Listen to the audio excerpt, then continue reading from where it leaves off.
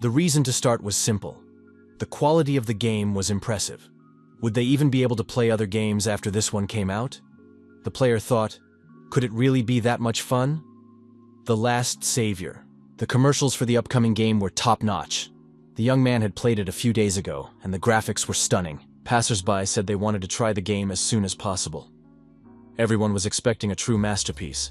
There are many different games in the world, ranging from those that have existed for millennia to those that have become an achievement of modern technology. Virtual reality games. The goal of such a variety of games is always the same: fun. Gamers are usually divided into two types depending on what they mean by the word fun. A hardcore gamer is someone who only finds winning a game fun. On the other side of the gaming world is the casual gamer, who doesn't care whether they win or not. But what happens when these two types of gamers play together? These players will never be able to get along, no matter what happens during the game. For them, playing together would be very unpleasant. But what if these two players have to be together until they reach the end? Sometimes the only thing left for them to do is to close their eyes and go with the flow. The young man saw a gaming chair ahead and headed towards it. Sitting down, he assessed the chair and thought it was very comfortable. Everything here is top-notch. Right now, the story of a hardcore gamer striving to become the strongest player begins. Kim Jong-hoon, 23 years old. Like most people his age, he likes to play games. He is a casual gamer, switching from one game to another. The young man believed that there were many fun games in the world that he wanted to enjoy. Kim Jong-hoon remembered the game Real Fantasy. He played it for about 6 months. About a year and a half ago, a game development company released the world's first virtual reality game. 11 years of development and 1 million coins were spent on the release of the MMORPG game. Based on the enormous development period and investment, the result was a blockbuster game. This game was a complete failure. Exactly 1 year later, an unknown company launched the game. The young man behind the gaming chair thought that there was no description of the game, no company credits, and yet the game was released anyway. This is a great way to go bankrupt. Maybe it's because he started playing before everyone else? At first, he wasn't interested, but now everything is different. 6 months ago, he was confused because of some incidents in his life. After 3 months, he came to his senses and started playing again. The young man saw shocking news on television. A gamer had died while playing a virtual reality game. Kim Jong-hoon thought that he was not one of those gamers who eat and drink while playing. But if he died while playing, would he become like that in his next life? However, none of that mattered. It was time to start. Immersing himself in the game, the young man looked around. It was amazing. Suddenly, there was a loud noise that made his ears ring. Realistic aliens appeared in front of the player with a sign saying that they were the developers of Lhasa. Kim Jong-hoon thought that, compared to this game, Real Fantasy was rubbish. The young man saw a slot machine in front of him. Was he imagining things? Was it really a gacha machine? There were no buttons anywhere, so he had to find at least a coin slot. Was it possible to get a kindred spirit with this machine? Before starting the game, the gamer must choose a kindred spirit by drawing lots from this machine. That is why they say that in the Last Savior kindred spirit system, luck is your best friend. All of the Last Savior's content begins and ends with drawing lots. It is a game in which the player's fate depends on luck. The young man did not like this. Suddenly, a nightmare from the past came to mind. Of course, settling accounts is more convenient, but considering how much money he had spent on this game, he didn't want to think about it. Although, on the other hand, Lhasa is the fairest choice when compared to other similar games. Each person has only one account, with iris recognition. Account resets are prohibited. Even if money is not a problem, what about luck? The penalty will be huge in any case. It all depends on how lucky the player is. It is necessary to choose a kindred spirit and skills. Kim Jong-hoon thought he needed an excellent kindred spirit. There was nothing special about it, so it was time to make a choice. The player now had access to the inventory. Kim Jong-hoon thought that if he got a high-ranking kindred spirit, the skill would be weak. The young man thought that the number of 9-star kindred spirits could be counted on one hand. Kim Jong-hoon prepared to drop a coin into the terminal and caught himself thinking that he was nervous. He was even sweating. Kim Jong-hoon was very happy with the result. He got a golden ball. Could there really be a spirit with 7 stars? The young man wondered. Was he really awake? Was it possible to get a 7-star spirit so easily? Kim Jong-hoon realized that he had gotten a 7-star spirit on his first try out of 10. That was very cool. The player decided to take a closer look. As far as he understood, someone should appear from the ball. Kim Jong-un saw the candidates for the role of his kindred spirit. Durkin, 1 star. A military man, leader of the Ash Wolf. A second-rank mercenary and head of the Ash Wolf mercenary group. He worked in Halas, a small state on the continent of Ryuan. An experienced soldier who would be an excellent assistant to the player. Kim Jong-un thought that he would not be surprised by this. Now it was clear how it worked. Jojo, 7 stars. Roland, 7 stars. These players have stunning appearances. They look magnificent. Which one should he choose? Kim Jong-un wondered, what if none of them are the best? The player thought, whichever character he got, if he threw away the rest of the coins, the spirits he currently had would disappear. That's a bad idea. At that moment, Kim Jong-un thought that he was a player who valued enjoying the game above all else. Kim Jong-un mentally apologized to the other 2 players. The player decided to think about it rationally. Today he was really lucky. Although he understood that he was not rational at all, but simply a gambler. The young man decided that luck was definitely on his side, and threw a coin into the terminal. He went for the 9 stars. The next moment, Kim Jong-un was ready to throw this game away. The young man did not understand how everything could have gone so wrong. He gave up the 7-star spirit and received only a maximum of 3 stars in exchange. Kim Jong-un understood that he had no one to blame but himself for making that choice. If it ended this way, then the young man had no choice but to move on and just start playing. However, luck had not completely turned its back on him. Judging by what he got this time, the player got a good option. The creators had at least some conscience.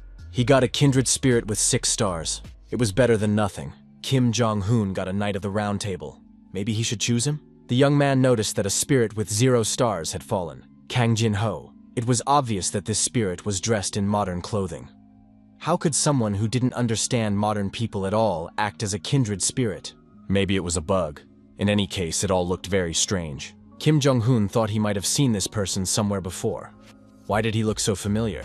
Our hero understood that this kindred spirit had no special skills or description. He was a player who broke the rules.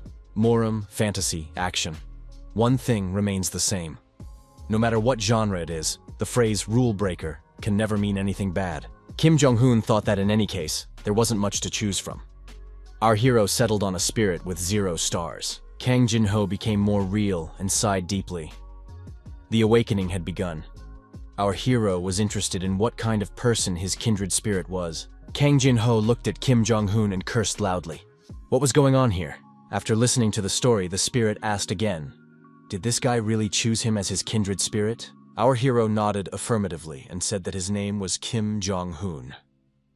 Kang Jin-ho said that all this was very strange. He had just been playing a game until that moment. What was going on? Kim Jong-un said that there was nothing that could be done about it.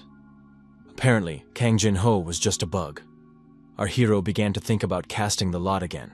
Kang Jin-ho said that he saw himself as a rule breaker with 0 stars. This meant that the Lhasa system recognized him as a kindred spirit. There was no such thing as a bug in Lhasa. Kim Jong-un apologized and said that it was obviously a bug. He couldn't believe that a user could turn into an NPC overnight. Kang Jin-ho said that this was the first time this had happened to him, but he knew it wasn't a bug. The young man said he was sure of it because he was one of the developers of Lhasa. Kim Jong-un realized that this was the player who had been playing the game the longest. It seemed like he had run into some kind of psychopath. What should he do? Kim Jong-un decided that he needed to log out of the game immediately and eat something. He said that it was time for him to go.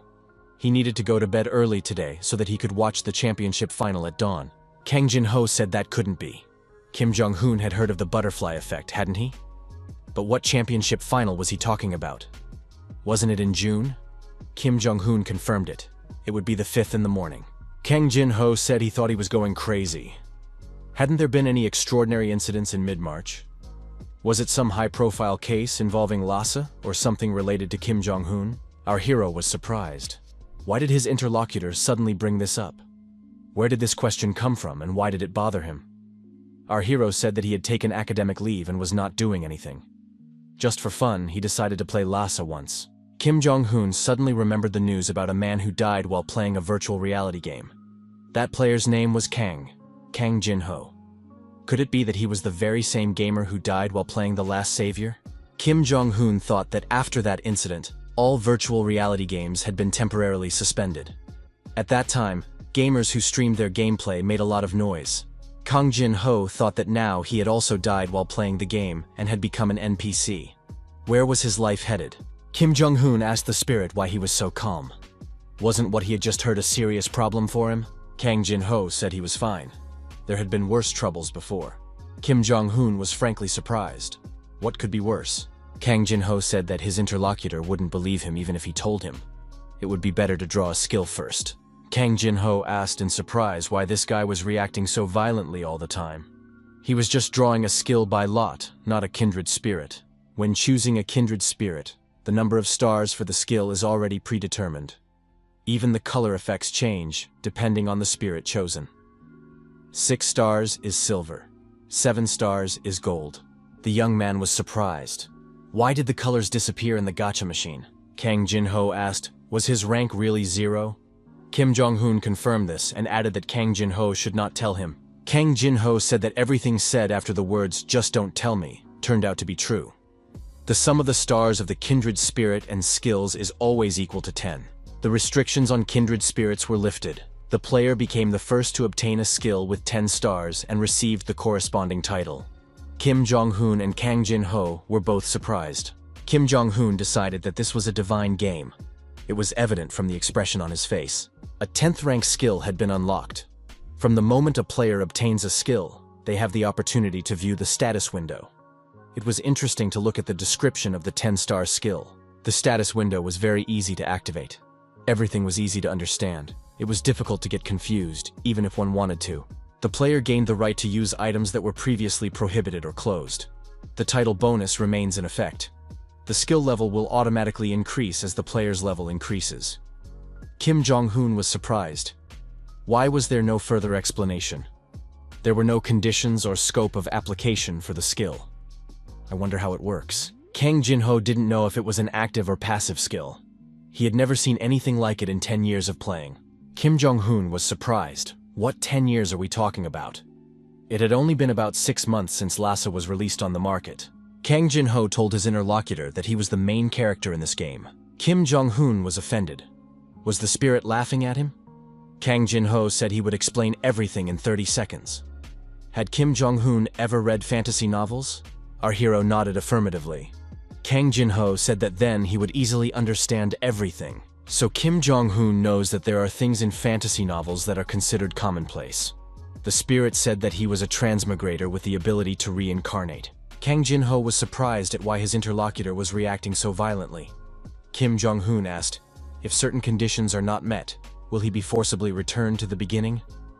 And what exactly are those conditions? Kang Jin-ho said that there had been a failure during the capture. The spirit added that he had challenged the last savior 5 times. Kang Jin-ho noted that he had failed every time. Kim Jong-hoon said that this was even worse than the plot of a fantasy novel. No one would believe it. Kang Jin-ho replied that it didn't matter whether he believed it or not. But one thing was certain. The player had a kindred spirit that even someone with 9 stars couldn't match. Kang Jin-ho declared that he would make the main character the strongest player. Kim Jong-hoon said he would choose the name Karpa for himself. Kang Jin-ho eagerly awaited the moment when they would start working together. The spirit introduced himself as the Supreme Heavenly Demon, and said he was ready to do it together with the character Karpa. The young people found themselves in a forest. The Heavenly Demon said that the training would take place here. The system announced that the monster raid would begin in a minute. They would have to fight 50 monsters for an hour. Kim Jong-hoon thought, could it really be that simple and actually start? Kang Jin-ho said that the monsters would appear right here. The only thing to do was to run away or hide. Kim Jong-hoon asked how long players could usually hold out. The Heavenly Demon replied that it was about 12 minutes. It was really difficult, but there was no need to worry. The player would get a combo. If he listened, he would get his first rank very soon. Before Kang Jin-ho could finish speaking, Kim Jong-hoon rushed to run away. He said he had no reason to listen. The system announced that the raid would begin in 30 seconds. 25 goblins and 25 kobolds. The Sky Demon shouted for Karp to run into the forest, not the other way.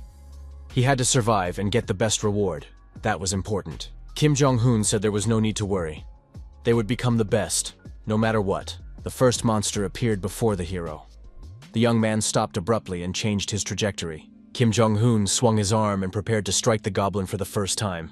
The goblin was hit and deactivated. Our hero did not expect to defeat his opponent with just one blow. Kim Jong-hoon was delighted. This was just training after all. He could do whatever he wanted. The Heavenly Demon thought that it would not be easy to play with this madman. After a while, the system announced that Carp had set a world record for the speed of monster destruction during training. Kang Jin-ho said that the reward for the fastest clear was worse than the hidden reward. However, a spirit without stars would still have difficulty using the hidden reward. The Heavenly Demon asked if Kim Jong-hoon knew how to fight in real life. Our hero stated that he was not good at sports. Kim Jong-hoon added that in his real fantasy, all he did was fight in the game for 6 months. Kang Jin-ho was surprised. Did he really play such a boring game for 6 whole months? Although it was thanks to this that he learned how to fight monsters. Kim Jong-hoon was surprised why Kang Jin-ho was looking at him so strangely. The system announced that the record had been confirmed. The player could choose one of 3 random items. Kang Jin-ho told Karpa to just hit the chest. An item would appear from it. An unknown sword appeared in the hero's hands. It was not a ranked item. The Heavenly Demon said that the player was lucky, even though he didn't even try. Some people start the game over just for the chance to hold this sword in their hands, while others get it on their first try. Kim Jong-hoon looked at the sword and asked what it was. Kang Jin-ho explained that items in the game are divided into 2 categories, ranked and unranked. When a player evaluates an unranked item, additional abilities may be unlocked. Kim Jong-hoon was surprised. Did even additional abilities depend on luck? How could a game that depended entirely on luck even exist? The player hoped that there would be something good in the other chest. However, there was only a brick. Was this a joke? Kang Jin-ho explained that bricks appear in 70% of cases. The Heavenly Demon laughed. It would be funny if the player got another brick. It seemed that his luck had run out. Kim Jong-hoon was surprised. Whose side was this spirit on? The player received an unrated egg. Details about it were unknown. Kim Jong-hoon thought that the egg probably contained a pet. Kang Jin-ho said that this guy was lucky again. Kim Jong-hoon said he would take the unrated sword and the unrated egg. Kang Jin-ho said that Karpe had been receiving cool rewards from the very beginning. However, in this kind of game, luck does not last forever. The system reported that an unexpected incident had occurred. A trap item had been detected. The egg in Kim Jong-hoon's hands began to crack. It was hatching. Kim Jong-hoon was frightened. Where had his luck gone? Kang Jin-ho was indignant. Why did he take the trap item? What an unlucky guy. Now all that was left was to pray that the monster would be of the lowest rank and prepare for battle. In the end, a goblin appeared, the warrior of the bloody sunset. With a sword in his hand, he growled menacingly. Kim Jong-hoon was surprised. What kind of scary modified goblin was this? The Heavenly Demon said they were gone. It was pointless to fight this goblin. Kang Jin-ho said that with Kim Jong-hoon's current level, he would not be able to defeat this goblin, even if he died and was resurrected. Our hero thought that the spirit was mocking him because of his low level. Kim Jong-hoon said he would try anyway. He didn't want to die without doing anything. The protagonist gathered momentum and delivered a powerful blow to the goblin's head. However, the goblin remained on its feet and counterattacked. The young man flew far back. The Celestial Demon asked if the first-level player knew how many times he would have to hit the monster to destroy it. Kim Jong-hoon replied that he just wanted to win. Kim Jong-hoon turned to his inventory and grabbed a sword. The attack on the goblin continued. The Celestial Demon told the player Karpi that an unrated item has no power until it is evaluated. It is better to use a brick. Kim Jong-hoon decided to continue attacking with the sword. There was no time to change weapons. The Celestial Demon said that Karpa was doing well and should continue in the same vein. The system reported that the item's name and rating had changed due to an additional option. Now it was the Green Skin Destroyer with a heroic rating. Kim Jong-hoon thought it was just amazing.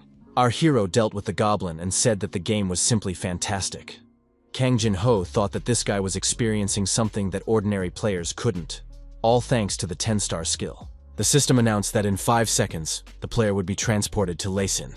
The players paid attention to the graphics. This city looked amazing. Was this really a game and not reality? Kim Jong-hoon suggested hunting monsters and completing quests. Our hero suggested taking a look at the other players. They seemed depressed. One of the players admitted it. The monster turtle turned out to be a tough opponent. Perhaps he had lost someone dear to him. He added that his level had increased, as had his stats. Kim Jong-hoon said that everything would have been perfect if he had had 10 more seconds. Kang Jin-ho didn't understand what this crazy person was talking about. The Celestial Demon said that the last attack had worked. This could be verified by checking the status. Kim Jong-hoon asked how the Heavenly Demon managed to remain here physically. After all, the abilities of kindred spirits are limited. How did he end up here after training? Carpe wondered if it was because of the rule breaker. The celestial demon replied that he didn't think so, but he had his guesses. Could Carpe reveal his titles? Information appeared. The first kindred spirit had 0 stars. The restrictions on the kindred spirit were lifted. Kang Jin-ho couldn't even imagine that such restrictions existed. He wouldn't be able to talk normally. Kim Jong-hoon agreed. Spending 10 years on the game and not using his knowledge would be very sad. Kim Jong-hoon admitted that he still had doubts about the heavenly demon. Kang Jin-ho asked if the player had trust issues. Had he been betrayed before? The celestial demon said that now all he had to do was prove his usefulness. Kang Jin-ho asked what Kim Jong-hoon would do after completing his training in the online action game. The young man replied that he would undergo training or use the beginner's resources to hunt mobs, or he would start the main quest right away. The heavenly demon said that whatever choice the young man made, it would be his own path. In this regard, the last savior gave players unlimited freedom. The heavenly demon wasn't sure if that was still the case. The young people noticed that a large crowd had gathered in the square. What was going on there? The servant said that if people joined their beginner's guild, Mammonism, they would be guaranteed an enjoyable game. One of the players said that they were not going to join anything. They would discuss everything among themselves and create their own guild. Kim Jong-hoon noted that this person was extremely hostile to recruitment into the guild. The heavenly demon acknowledged that it had been about 6 months since the PC version was released. The time had come when experienced players who had secured advantageous positions began to lure in newbies. The servant said that such players put themselves in a difficult position with their behavior. It may be difficult for them to play in the future. One of the players was surprised. Are they really being threatened? Are they really player killers? With too much freedom, experienced players can abuse the system, monopolize items, or destroy other users who refuse to cooperate. The servant said that they intend to protect the players. Had they heard of the mutant deer antler hunt? Information about this quest can be found in the beginner's guide on the bulletin board. It is one of the mandatory tasks for first-level players. Kim Jong-hoon was surprised. Does such a quest really exist? The Sky Demon admitted that it is one of the most effective quests. Mutant deer are not that strong. The problem is where they appear. This is the only place in the city where player killers are allowed. The servant asked if they had heard of the Bloodthirsty Guild. It is a guild of player killers, widely known in these parts. About a month ago, this group began to grow rapidly in the starting city, presenting themselves as a squad of killers. They set up ambushes near the deer spawn area and attack weak players. The attendant said that in such cases, a voice in the speaker announces, "The game is over. The player has been killed by a killer." Someone asked, "How can we be sure that these people are not part of a guild that is subjugating newbies?" The servant offered an alternative. They protect players from the bloodthirsty so that they can successfully complete the quest. This service is provided free of charge. The guild's goal is to support newbies. But there is one condition. In exchange for their help, they want only one thing. You must give them all your remaining coins for the lottery.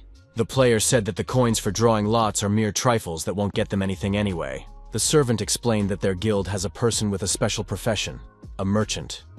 If you use his skill, you can sell the coins at a higher price. The player said that in that case, they couldn't be angry with such a kind and decent person. They should go down this path, trust only Rohan, and follow him anywhere. Kang Jin-ho said that this immediately raises the question. What does Karp think about what this trickster said? Our hero replied that it sounded like complete nonsense, so everything he said seemed extremely suspicious. The heavenly demon admitted that, although it sounded a little strange, the servant was not lying. Everything he said was true. Our hero was surprised. Are they really a charitable organization? Could there be something like that in the game? Taking advantage of the moment, you can experience for yourself how disgusting the entrenched privileges of player killers are, as well as those at the top of the top 10 guilds who use these advantages. Kim Jong-hoon noted that the situation was similar to a scene from a novel, where the main character, a recluse, single-handedly opposes a huge force. Kang Jin-ho congratulated Mr. Main Character on his debut. The old farmer said that deer were destroying his farm. If the antlers of the herd leader were placed on the farm, the deer would be frightened and would no longer approach the crops. Would the young people agree to get the antlers of the herd leader for him?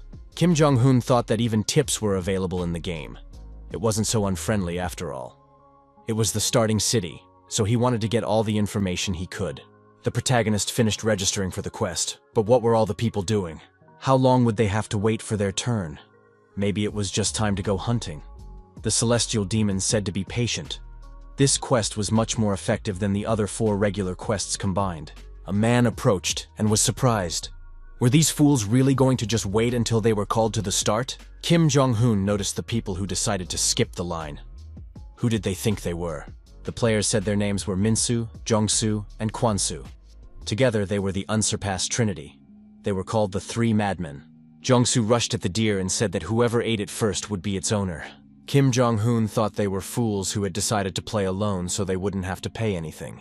Minsu declared that the icing on the cake would be his swift dagger, which would pierce the deer's throat. An archer was hiding in a tree. He chose his target and drew his bow. The arrow pierced Minsu's leg and blood spurted in all directions. Jongsu and Kwansu were frightened and froze in indecision. Minsu fell to the ground and screamed loudly in pain. His friends rushed to his aid. The archers took aim at the other players. One of the players determined the direction from which the arrows were being fired and warned the others. Servant Rohan shouted for everyone to take up defensive positions and cover the newbies. Minsu asked if those scoundrels from the bloodthirsty guild had already left. If he had tried to catch the leader of the pack alone, he would have been in big trouble. Mammonism was a really good guild. Kim Jong-hoon looked at the players who were shouting that the Mammonism guild was cool. Kang Jin-ho suggested speeding up the quest. Kim Jong-hoon was surprised. How could the heavenly demon say such a thing when he saw so many players standing in line? Kang Jin-ho replied that he wasn't going to waste time waiting in line. There were other places where the leader of the deer herd appeared, and much more often than here. Carpe was surprised. Was the heavenly demon really suggesting they enter the lair of the bloodthirsty? That could be fun. However, it was a large guild. Would he be able to take them all out on his own? Kang Jin-ho replied that his interlocutor still did not realize how absurd his choice was. Had he forgotten what happened when a stream of arrows rained down on him? It felt as if the arrows were flying too slowly. In this regard, is the main character, the hermit, ready for an unbeatable throw? Karpa replied that he was definitely ready to set off. Rohan said that one user had entered the forest. He was a newbie. Eliminate him as usual. Kim Jong-hoon said he noticed something strange. The first volley of arrows fired by the bloodthirsty guild was different from the second. At first, the arrows fired at the 3 targets were highly accurate and hit their mark. However, the arrows fired at the Mammonism guild were different. It seemed as if they had rehearsed every movement in advance to reproduce the perfect block of the attack. Kang Jin-ho thought that this Carpe might be much smarter than originally assumed. He asked what conclusion the young man could draw. Kim Jong-hoon suggested that both guilds had been in cahoots from the beginning. The arrows fired at the novice did not reach their target. The archers were surprised. They had been told that he was a novice. Apparently the information had not been verified. How could someone who moved so quickly be called a novice? He was at least a 10th level. We have to try to take him down in hand-to-hand combat. Right now, I'm hiding behind a tree. Kim Jong-hoon asked the heavenly demon if there was a function to record the game process. Kang Jin-ho replied that the last savior automatically saves videos of the game process. Our hero said that such a recording might come in handy in the future. The player was attacked by a player killer. The attacker asked, "Why is this guy so nimble?" Kim Jong-hoon said that his opponent was rather boring, so he would get another blow, to keep him from getting complacent. The attacker from the bloodthirsty guild cried out for mercy. He was just following orders. Since it was just a quest, the protagonist did not spare the attacker, and he was destroyed. The remaining villains thought they couldn't defeat this guy. Suddenly, our hero appeared near them, and said that another villain had gone to heaven. Now there was only one left. A representative of the bloodthirsty guild asked him to spare him. If he died now, he would not be able to log into the game for 3 days, and would have to eat only instant noodles. He was ready to give up all the items he had. Kim Jong-hoon said he had never heard anything more ridiculous. No one needed his handouts. Karp declared that he would take everything anyway as soon as his opponent was destroyed. Kang Jin-ho wondered why a guy who had never served in the special forces, or even played sports, was so good at the game. He also said that he had participated in battles in the previously released Real Fantasy. What was his place there? Kim Jong-hoon replied that he had entered the game for a short time and rose to 2nd place. The heavenly demon thought that this guy had left all the hardcore gamers far behind. Kim Jong-hoon added that he was in good physical shape and had been very lucky, but after that he began to fall inexorably. The heavenly demon was surprised. Had Carpe really only played budget VR until now? The first generation budget virtual machine was called a tin can. It flooded all the internet cafes because it was cheap. In line with its low cost, the device was widely known for its terrible user synchronization speed. Only a monster could take second place playing with this tin can. Kang Jin-ho thought that by using this player, his experience, and information, he might be able to put an end to this game once and for all. However, first he had to buy the latest premium model of the game machine. But where could he get that kind of money? Kang Jin-ho told the player that they first had to collect the items that had been left behind, and then they would talk. Kim Jong-hoon found a coin for the game terminal. The young man assumed that, in addition to equipment, all sorts of useless items had been dropped. With the exception of personal belongings and special items, the players lost everything. Kang Jin-ho told the player that in that case, the situation changes dramatically. Kim Jong-hoon was surprised. What was going on? The heavenly demon asked Karpa how he thought Mammonism spent all the coins it collected. Rohan recently mentioned that there is a trader in his guild who uses the bargaining skill to sell coins at a higher price. Even in the best strategies for beginners, coins remain useless, so they can simply be sold in a store to get at least some money. For example, for a bottle of potion. Kang Jin-ho decided to ask another question. Who developed this strategy for beginners? Kim Jong-hoon was surprised. Was the heavenly demon implying that all of this was the work of that scoundrel? Kang Jin-ho replied that Rohan couldn't be the only one involved in strategic planning. The best strategy for beginners was written by the head of the Mammonism Guild. A well-developed strategy is the key to success. But there are pitfalls here too. Strategy is very important information for players. After the game is released, small hints are uploaded to the community one after another. When there are enough of these tips, the absolute strategy emerges. The reasons for writing strategies vary. Some do it for attention, others out of good intentions. Most often, you will find people who use their strategy solely for profit. The head of the Mammonism Guild is one of those who seeks to extract maximum benefit from the situation. The head of this guild is a person obsessed with money. Human psychology is very simple. The moment people believe in a strategy, it ceases to be just a strategy. It becomes gospel. In the case of hardcore gamers, everything is much more serious. People who see this strategy will sell all their coins. Kim Jong-hoon noted that there are gamers who are not obsessed with strategies at all. Kang Jin-ho said that in such cases, players are usually targeted by cunning individuals like Rohan, who quietly lure their prey into their nets. Kim Jong-hoon was surprised. Does the heavenly demon really think that all this is the creation of one single person?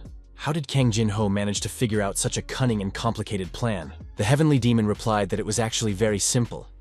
In about a year, someone from the Mammonism Guild would leak internal secrets. The coins, which everyone considered useless ballast, would actually turn out to be an important component for completing the hidden quest Antique Bazaar, which only appears in the city for beginners. The Hidden Quest Antique Bazaar is one of the most unique among the many hidden PC quests. Moreover, the appearance time and location of the quest NPCs change each time. The quest opens for a brief moment and then disappears immediately. It may seem crazy from the outside, but the reward is worth the search.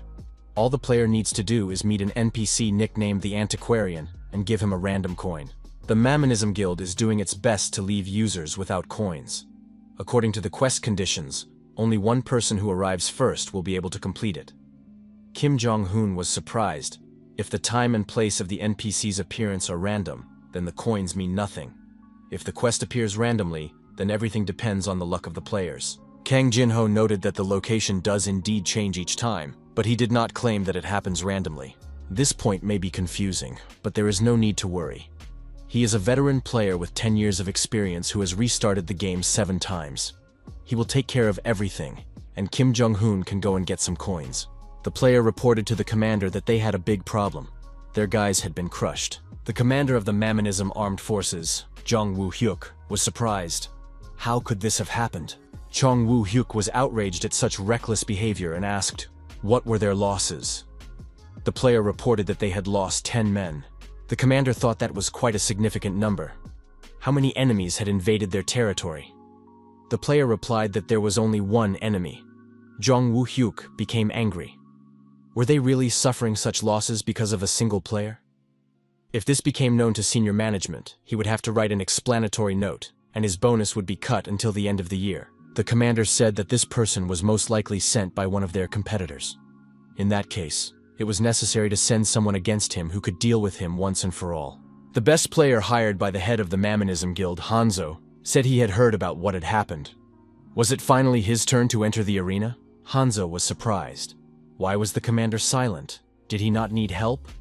John Woo-hyuk thought that this guy was dressed up as a ninja again. The commander thought, if he doesn't play along, he won't take a step.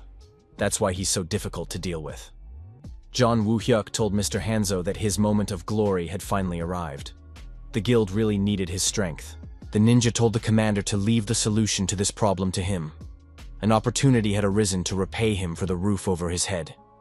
Suddenly, Hanzo bent over and dropped to the ground. John Woo-hyuk asked what had happened. The ninja replied that an old wound inflicted by a man from his past life had started to ache. Hanzo added that even now he remembered his old wounds. Hanzo thought that he had managed to secure a place in the top 100 player killers, but he didn't make it into the top 20 because he mistakenly chose the most important kindred spirit. After creating a new character and winning victory after victory, he was able to achieve everything he has now. However, he has another reason to climb one step higher. God of Battle. A rare fighter who appeared in real fantasy like a comet and immediately rose to second place in the rankings. Hanzo fought him in the arena, but was completely defeated. Then one day, the God of Battle suddenly vanished like a mirage, and they never crossed paths again. However, Hanzo knew that he was definitely somewhere here, in the vastness of the game, The Last Savior. The ninja said that he would like to fight the God of Battle at least once more. If fate truly exists, then they will surely meet again. Hanzo thought that his memories were still fresh, as if their battle had taken place only yesterday. On that day, the same bright moon was shining in the sky. Commander John Woo-hyuk thought that Hanzo was too obsessed with his ideas. It was time for him to grow up. Ninja Hanzo knelt before the magic circle drawn on the forest glade. The system reported that the fire trap had been successfully set. As soon as the target was inside the trap, a powerful flame would erupt, causing enormous damage. Hanzo climbed onto a tree branch and said that the trap was set. Now all that was left to do was wait. Although Hanzo was fulfilling the terms of the contract, he still felt uncomfortable about having to take out newbies. However, once he dealt with this little guy, the contract with the Mammonism Guild would be complete. Kim Jong-hoon asked the Heavenly Demon if they needed to go a little further to reach the herd of deer. However, he was more interested in whether anyone else from the Bloodthirsty Guild would appear on their way. He wanted to collect more items. Hanzo saw our hero and thought that this was the intruder. He was heading in the right direction. There was only one step left. Our hero stepped on a fire trap, and his body was immediately engulfed in flames. Hanzo thought this was perfect and jumped down from the tree to the ground. The ninja said that the rookie would most likely hold a grudge against him, but he would still have to deal with this guy here. However, the fire trap was forcibly extinguished, and the ninja was surprised. Our hero was also very surprised. The system reported that the unlock skill had been activated. The fire trap had been eliminated, and the abnormal burn status had been reset. So, for the first time in the history of the game, the 10-star skill works exactly like this? Hanzo decided that he had taken this outcome into account. He would take advantage of his opponent's exposed back and deliver a knockout blow. Hanzo activated his special skill, Divine Whirlwind, and moved to attack his opponent. However, the ninja was surprised once again. How could a novice dodge his attack? Kim Jong-hoon counterattacked the attacker and kicked the blade out of his hands. Hanzo was surprised. Had the rookie disarmed him? There was only one person capable of using this technique so flawlessly. Could it be that he was facing the God of Battle? Kim Jong-hoon looked at the deactivated ninja and said that it was an unexpected attack. He was seriously frightened. If it weren't for his high endurance, things would have ended badly. Kang Jin-ho noted that this was not all. They were able to discover 2 effects of the 10-star skill. The Heavenly Demon added that it was now known that the Unlock skill had a total of 3 abilities. It evaluated unidentified items, removed traps, and reset abnormal statuses. Kim Jong-hoon said that all this was amazing and unimaginable. Kang Jin-ho remarked that the situation amused him. Why did such a dimwit end up with such a powerful skill? An abnormal status should work under any circumstances. Could the unlock skill really remove any abnormal status? Kim Jong-hoon looked at the ninja and noted that he got back on his feet sooner than expected. Hanzo said that he did not intend to spoil a beautiful fight, so he calmly accepted defeat. The loser had no choice but to die.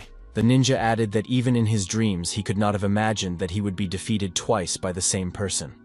Kim Jong-hoon was surprised. After all, they had met for the first time. Hanzo acknowledged this. The god of battle does not live in the past. That is what it means to be a great man. Kim Jong-un thought that the bloodthirsty guild was full of strange characters.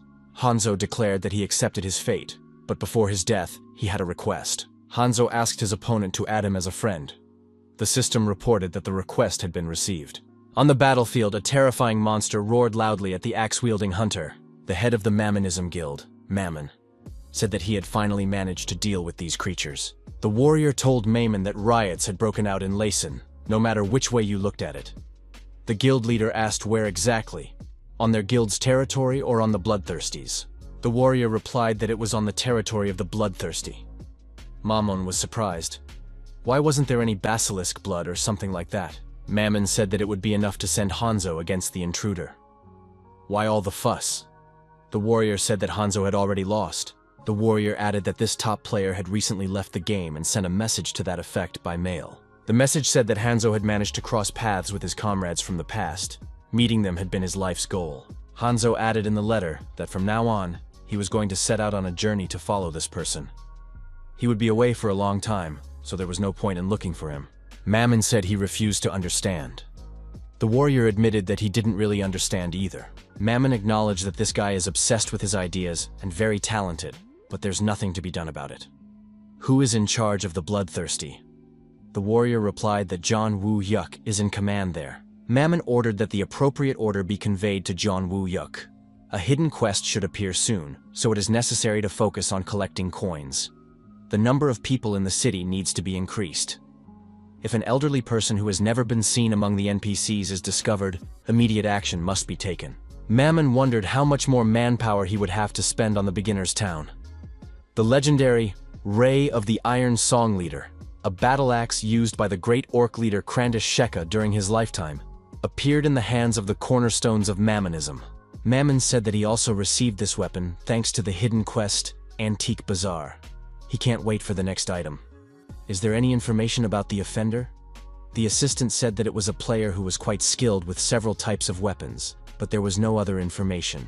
The commander said that even if the antique dealer is found, it is only possible to trade with him once. Mammon reminded him that John Woo-hyuk would have to write an explanatory note, and his bonus would be cut.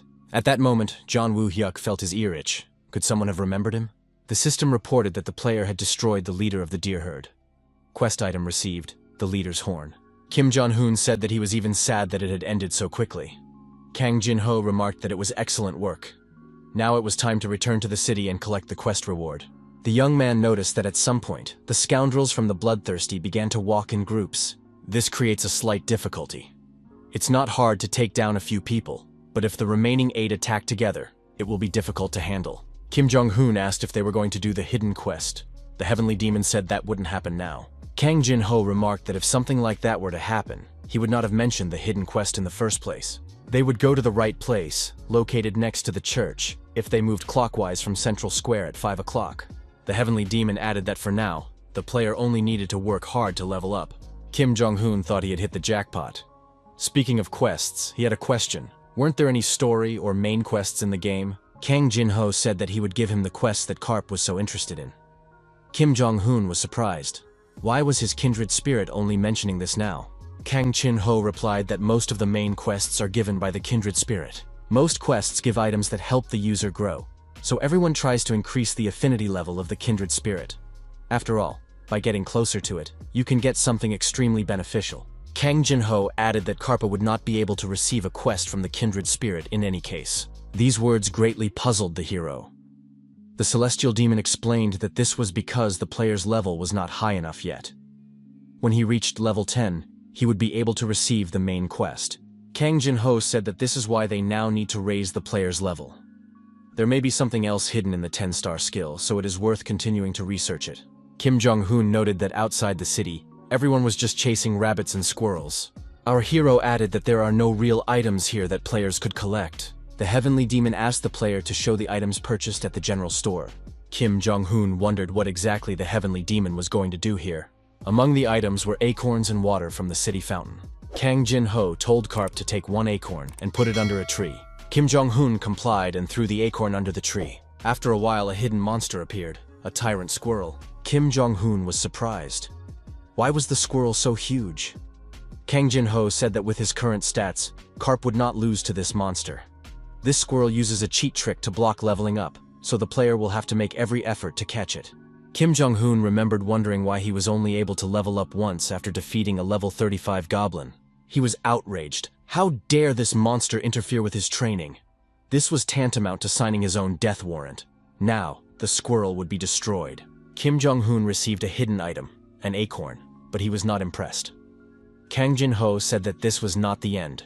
The acorn had to be planted in the ground and watered with water from the fountain. Kim Jong-hoon thought that the acorn was not a hidden item at all. It grew into a huge tree with a hollow. The celestial demon told the player to put his hand in the hollow, where a hidden dungeon called Giant Squirrel's Nest was discovered. The celestial demon asked if the player was ready to sweep away all the hidden items in his path. Some dungeons have a random rating. Although the monsters do not change, much stronger creatures may appear instead. Everyone knows that there is a 6-tier rating system in the game. But in fact, there are 3 more ratings above legendary. These ratings are extremely rare. Among them are epic and mythical. Kim Jong-hoon asked what other third rating exists besides epic and mythical. Kang Jin-ho replied that he didn't know either. Until recently, he thought that mythical was the highest. However, he recently received hints about the existence of an even higher rank. The heavenly demon said that he followed the clue and entered a certain dungeon. At that moment, his real body ascended to heaven, and his soul was locked here in the form of an NPC with 0 stars. Kim Jong-hoon said that it sounded very sad. Kim Jong-hoon received the title Discoverer of the Legendary Rating. The monsters in this dungeon are significantly stronger, the structure has become more complex, and the number of traps has increased. Is the player ready to enter the dungeon? The protagonist was indignant. Our hero said that being in a legendary rating dungeon is not the best situation. The heavenly demon was surprised. Why does he think so? Kim Jong-hoon replied that the stronger the monster, the higher the probability of failing an attack in the dungeon. The celestial demon confirmed that such situations occur quite often. Nevertheless, would Kim Jong-hoon still go to the dungeon? Our hero agreed and said that they needed to hurry. Kang Jin-ho was surprised. Why did the notification window show Kim Jong-hoon as the first to enter the dungeon, and not him, who already knew about the dungeon? Our hero suggested that in this time cycle, the heavenly demon was unable to enter the dungeon. Kang Jin-ho confirmed that this was correct and explained the reasons. First, there is a level restriction, level 5 and below. In this cycle, he first went through other dungeons and therefore his level is higher than 5. Kim Jong-hoon asked why Kang Jin-ho didn't come here first, but went to another dungeon instead. Was it because the rewards were better there? Or did he decide to be reborn as a better strategic leader, hinting at NPC endings? Maybe he deliberately went through the dungeon at this stage. Kang Jin-ho replied that it wasn't serious, but there was a second reason. Suddenly, a huge squirrel appeared and rushed at Kim Jong-hoon at high speed. The Sky Demon said he would reveal the second reason. If the dungeon had been rated higher than unique when it opened, he would not have been sure he could complete it. Kim Jong-hoon said that such things should be warned about in advance. The system reported that the defense ram could deal additional damage proportional to the enemy's HP and defense. Kim Jong-hoon thought the squirrel looked disgusting, more like a wild boar. It was fast and agile, but not powerful enough to cause serious damage. The Sky Demon said that if the player completes the dungeon without taking a single hit, they will be awarded the title Dungeon Clear without a single attack. Will Kim Jong-hoon be able to accomplish the task? Our hero was determined and said he was eager to complete the task. The tyrant squirrel used the skill Aggressive Throw. Attack power and agility increased, defense decreased. Kim Jong-hoon thought that because of the defense ram effect, he couldn't strike from behind or at the legs. Our hero took out the necessary item, a small dagger. The young man looked at the monster and said that he needed to determine the point of attack. The tyrant squirrel was defeated. The level was raised and bonus points were awarded. Kim Jong-hoon said it was crazy fun. The celestial demon warned that if the player continued in the same vein, he would quickly exhaust himself. Kim Jong-hoon suggested going a little deeper, almost completely understanding the essence of the dungeon. After a while, Kang Jin-ho was surprised. In a short period of time, the hero had dealt with a large number of tyrant squirrels. Kim Jong-hoon didn't understand why only acorns were dropping. Our hero thought, shouldn't the effect of increasing the chance of items dropping be working? Why only acorns? At some point, Kim Jong-hoon received a treasure chest. Kang Jin-ho suggested that the chest was only given after completing a legendary rated dungeon. Such chests are very rare. Kang Jin-ho said that the chest's rating is an upper limit. so there is no guarantee that a rare item will come out of a rare chest. Kim Jong-hoon replied that he wanted to try opening this chest. Suddenly, everything around them shook, and the walls swayed. Was an earthquake starting? The Sky Demon suggested hiding first, because they needed to understand what was happening. The protagonist saw a huge squirrel near the chest and asked in surprise, "Are you sure it's not a hippopotamus?" Kang Jin-ho said that this creature was a mutated entity, many times stronger than the dungeon boss. It was a hidden mob from a legendary dungeon, whose appearance was usually very rare. Kim Jong-hoon said that if it was a hidden mob, then there would be a good reward for defeating it. In that case, there was nothing wrong with it crossing their path. The Celestial Demon replied that this may be the case in other games, but here everything is different. This creature is more like a trap, so there will be no drop items. Instead, the player will receive a large number of points, allowing them to level up immediately. If they manage to win the battle, they will be awarded a title. The protagonist, of course, agreed to the duel. Kang Jin-ho said that in that case, he would reveal the creature's weak spot. Kim Jong-hoon said he would launch a frontal attack. Kang Jin-ho warned that this should not be done. If Karpi attacks his opponent head-on, it is highly likely that he will die. Kim Jong-hoon agreed that it would be much better to grow slowly, striking the enemy's weak points as indicated by the Heavenly Demon. But he wanted to do things a little differently. Kim Jong-hoon said that even if he takes maximum damage, he doesn't really care, because he only wants to play games for fun. Kang Jin-ho said that this time, Karpa could do as he pleased. Kang Jin-ho looked at the squirrel and was very surprised. This monster had something interesting on its chest. A chest. Kang Jin-ho said that entertainment is great, but first, it is worth changing tactics a little. Kim Jong-hoon agreed. He likes the idea of breaking the legendary chest more than fighting the monster face to face. The Celestial Demon said that it was very simple. The player was facing a gluttonous mob. Karpe still had all the acorns he had collected so far, right? He needed to take them out of his inventory and throw them at the squirrel. Kim Jong-hoon asked where this creature's weak spot was. Could it be its back? The Celestial Demon replied that Kim Jong-hoon should look closely and pointed to the monster's fifth point. Kang Jin-ho was surprised. Why did Kim Jong-hoon freeze? He should quickly strike the weak spot of this squirrel. The monster's fifth point literally begged for the player's attack. He had to hurry, otherwise the squirrel would eat all the acorns and disappear. Then the legendary chest would be out of reach. Kim Jong-hoon apologized to the Almighty and attacked the monster where it was needed. The system reported that a perfect attack on the weak spot had been made. The mutated tyrant squirrel was defeated with one blow. Our hero, with tears in his eyes, apologized to the squirrel. Kim Jong-hoon said he wanted to change his spirit companion. Kang Jin-ho, who was indeed a real demon, no longer wanted to play the game with a madman. Kim Jong-hoon saw the chest and his mood immediately changed. Our hero was surprised. Why was there a lock on this chest? This complicated the task. Kang Jin-ho said that a key of the same rating was required to open it. The Heavenly Demon asked what Karp was thinking about now. The protagonist used his cheat abilities and opened the chest without a key. He used his unlocking skill, and the chest was successfully opened.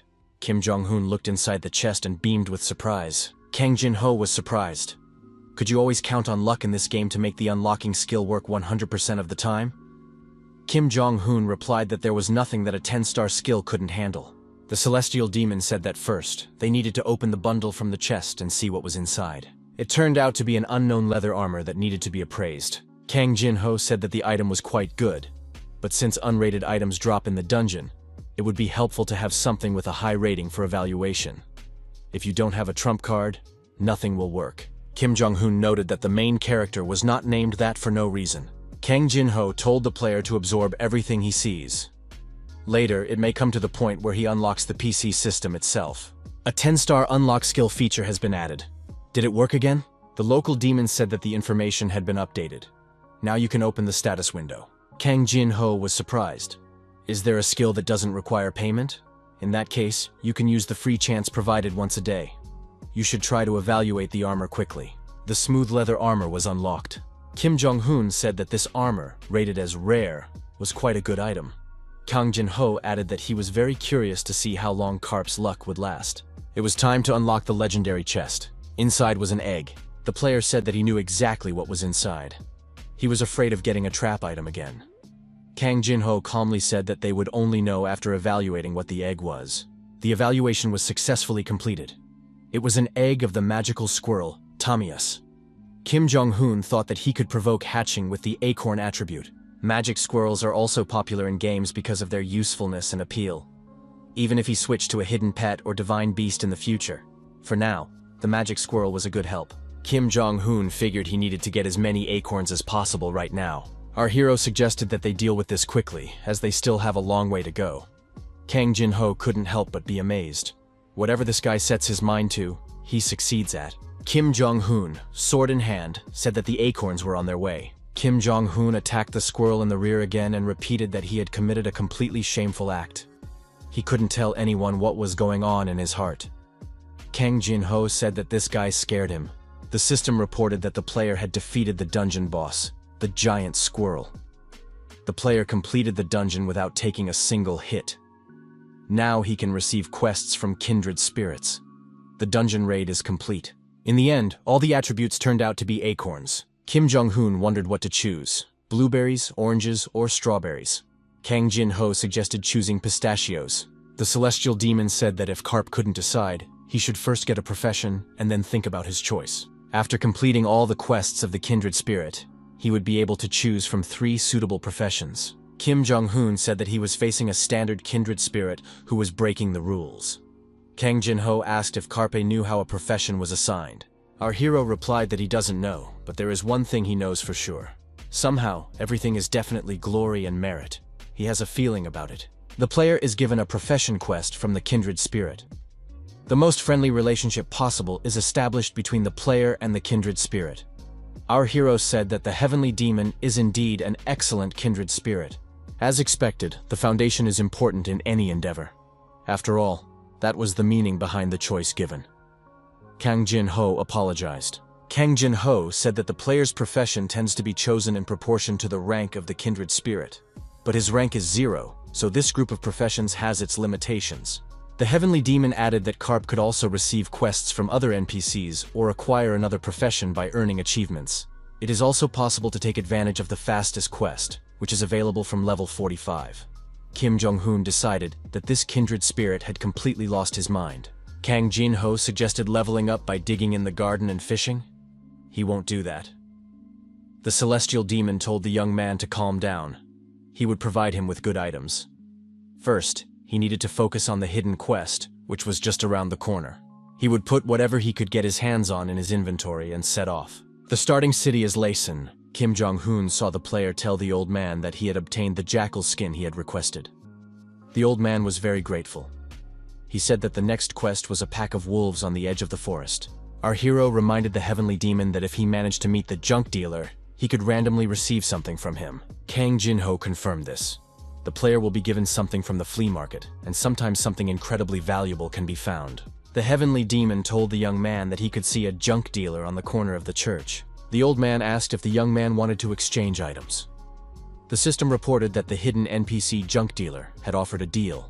At that moment, other players ran up to the junk dealer. They shouted that someone was already standing in front of the old man. But here, you can't accept quests at your own discretion. Kang Jin-ho thought that these were the scoundrels from the Mammonism Guild. However, they were too late. Before they got there, he had to quickly take the reward and leave. Kim Jong-hoon said that he couldn't accept the quest. Kang Jin-ho was surprised. Why was the quest cancelled?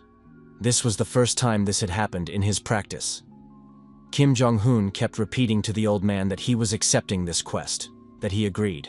The old man asked if the player had a god he worshipped. The player discovered a hidden quest to change professions from the junk dealer, descendant of the Spell King. The junk dealer asked if the young man would mind if they moved to another place to talk. Kim Jong-hoon said he would gladly follow the old man. The heavenly demon thought that this was nonsense again. Could something like this be hidden behind the mask of the junk dealer? The representatives of the Mammonism Guild missed this quest. Kang Jin-ho said that from now on, Carp should talk to himself. When he talks to himself among users, they may think that he is muttering to himself or broadcasting, but NPCs are not capable of making such conclusions. The old man greeted the stranger and said his name was Drek Stein. He is a representative of the Akram Empire. The young man must have wondered why he was pretending to be a junk dealer and where he was spending the coins he had collected. If the player passed the first stage of selection, he could get the answer. After all, the player has no god to serve, right? It is the gods who tempt strangers with a sweet temptation called power. Kang Chin-ho thought, is the old man talking about creatures like him? Are there NPCs that are hostile to kindred spirits? It turns out that even in the information he had accumulated over 10 years, there were far more gaps than he could have imagined. The old man said that the player must be benevolent and not succumb to the temptations of these evil creatures. Our hero said that he had a kindred spirit, the god he served. The old man looked at the information board and told the player to wait a moment. The junk dealer told the player not to worry. As soon as he passed the test, he would be given a very good shaman. Kang Jin-ho was indignant. If he had 0 stars, could he be considered a kindred spirit? The old man invited the player to join them. The descendant of the spellcasting king was of epic class, a special rating given to elements that have a huge impact on the game universe. The spellcaster king. The backstory is activated after accepting the quest. 800 years ago, after uniting the scattered territories of the continent for the first time, he became the first emperor to found the ancient empire of Akram. His efforts brought peace to the continent, but not for long. Something invaded the empire. The old man said that it was a bunch of false gods, creatures that players call kindred spirits. Kim Jong-hoon was surprised. Could it be that the kindred spirits that players believe in so much were actually aggressors? The old man said that the country was torn apart, many people died, but it wasn't just Akram that suffered. After a long and bloody battle, the spellcasting king sealed all the kindred spirits in his heart. However, the king died, leaving some preparations for future generations. Hundreds of years passed, and the seal began to slowly crumble. The spiritual essence of those wicked people invaded the continent, and they changed history, becoming beings revered by people like gods. Those vile creatures are trying to engulf the continent again, using strangers, the so-called false messengers of God. The old man said he was asking the stranger for help. The old man asked the young man who he really was. Our hero never thought that beating up the bloodthirsty in order to steal coins would be so useful. As for the second point of this stage, help came from a ninja who definitely had more than one kindred spirit. Such background events are completely out of place in a beginner's city. The old man was surprised. Could it be, as the prophecy said, that this guy was the very hero who was supposed to save the world? He told the player to follow him. The third and final stage of the selection would take place elsewhere. There was a decisive reason why the empire fell under the onslaught of the invaders. It was because of the betrayal of some of the leaders. After the bitter defeat, the king realized that his descendants must have a strong will that would remain unshakable in the face of the temptations of those creatures. The old man told the heroes to stand on the magic circle. From this moment on, he will tell them about the final stage of selection that the player will have to go through. The time limit was 1 minute. If the player could hold out, they would pass the test. The ancient magic circle was activated. The old man wished them luck. Kim Jong-hoon told his kindred spirit that all this was a bit unusual. The system reported an abnormal status. The player was mired in pride, and all buffs were removed. Kang Jin-ho said that this was a barrage of debuffs called the 7 deadly sins. Even in this balanced world, everyone survives as best they can. The 10-star skill unlock was activated. All abnormal statuses were removed. The change profession quest from the junk dealer has been completed. The hidden class, Descendant of the Spell King, will be changed to Spell Lord. The system congratulated the player on successfully completing the test. Our hero didn't mind, but why so fast? Kang Jin-ho said that in 10 years of playing the game, he had never managed to obtain a mythical ranked profession. This guy got everything on a silver platter on his first try. I'm speechless. Our hero wanted to test the skills of his new profession first. The old man said it was incredible. The king's spellcaster. Now they had a new lord, the master of Akram. Our hero was asked to open the box. Inside the box was a magical weapon used by the king, Enigma. The weapon resembled gloves in shape, but acted like a wizard's staff. The player's mission was to pass on the things that the spellcaster king had left behind to his successor. Kim Jong-hoon was surprised. Could this be the legendary rating? He wanted to try them out as soon as possible. The old man said he liked the player's enthusiasm. To face a powerful enemy, one must be well prepared. The scenario for the quest Relics of the Spell King has been activated. The old man said that while the player was searching, he would continue his research here.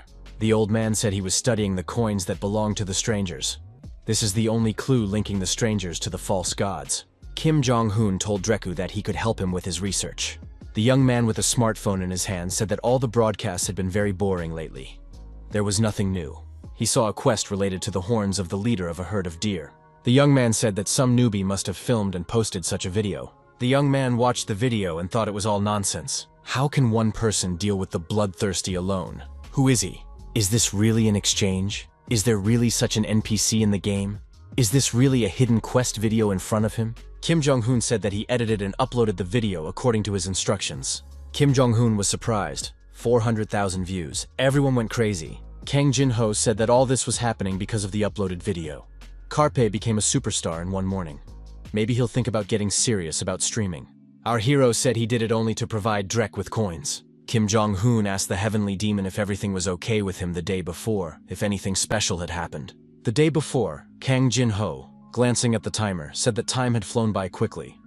Carpe had only 30 minutes left. Our hero said that more than 9 hours of the maximum 10 hours of playtime had already passed. His first day of play was intense. Kang Jin-ho said that he wondered what would happen to him when Carpe left the game. He was no longer responsible for several players, unlike other kindred spirits. He only had Carpe. The heavenly demon told Carpe not to abandon him or leave him. Kim Jong-un was surprised. Why did Kang Jin-ho start acting like this? The heavenly demon told Carpe to get rid of the time limit using his skill. If he regressed to the past in this game, then Carpe would not receive the mythical class. Our hero did not think that something like this would happen. Fortunately, after Kim Jong-un left the game, his existence was not erased, and he did not regress. Kang Jin-ho said that he was simply thrown into a room, the room where he played computer games before he was stuffed in there as a kindred spirit. He couldn't go outside the room or use any electrical devices like a computer. Maybe it was something like a space created based on memories. Nevertheless, he was glad that the location was not as strange as it could have been. If he got bored, he could quietly read something. Kang Jin-ho noticed that more and more people were gathering in the square. It was time to take action. The young people found themselves in a forest. It was quiet here, and there were no representatives of the bloodthirsty ones. Kang Jin-ho assumed that they had gone into hiding along with the Mamanism. Kang Jin-ho told the player to open the status window. Our hero looked and felt a slight pang of conscience. Kang Jin-ho said that if the player intended to continue broadcasting, it would be better to hide all information about himself. After that, the young people looked at the skills window.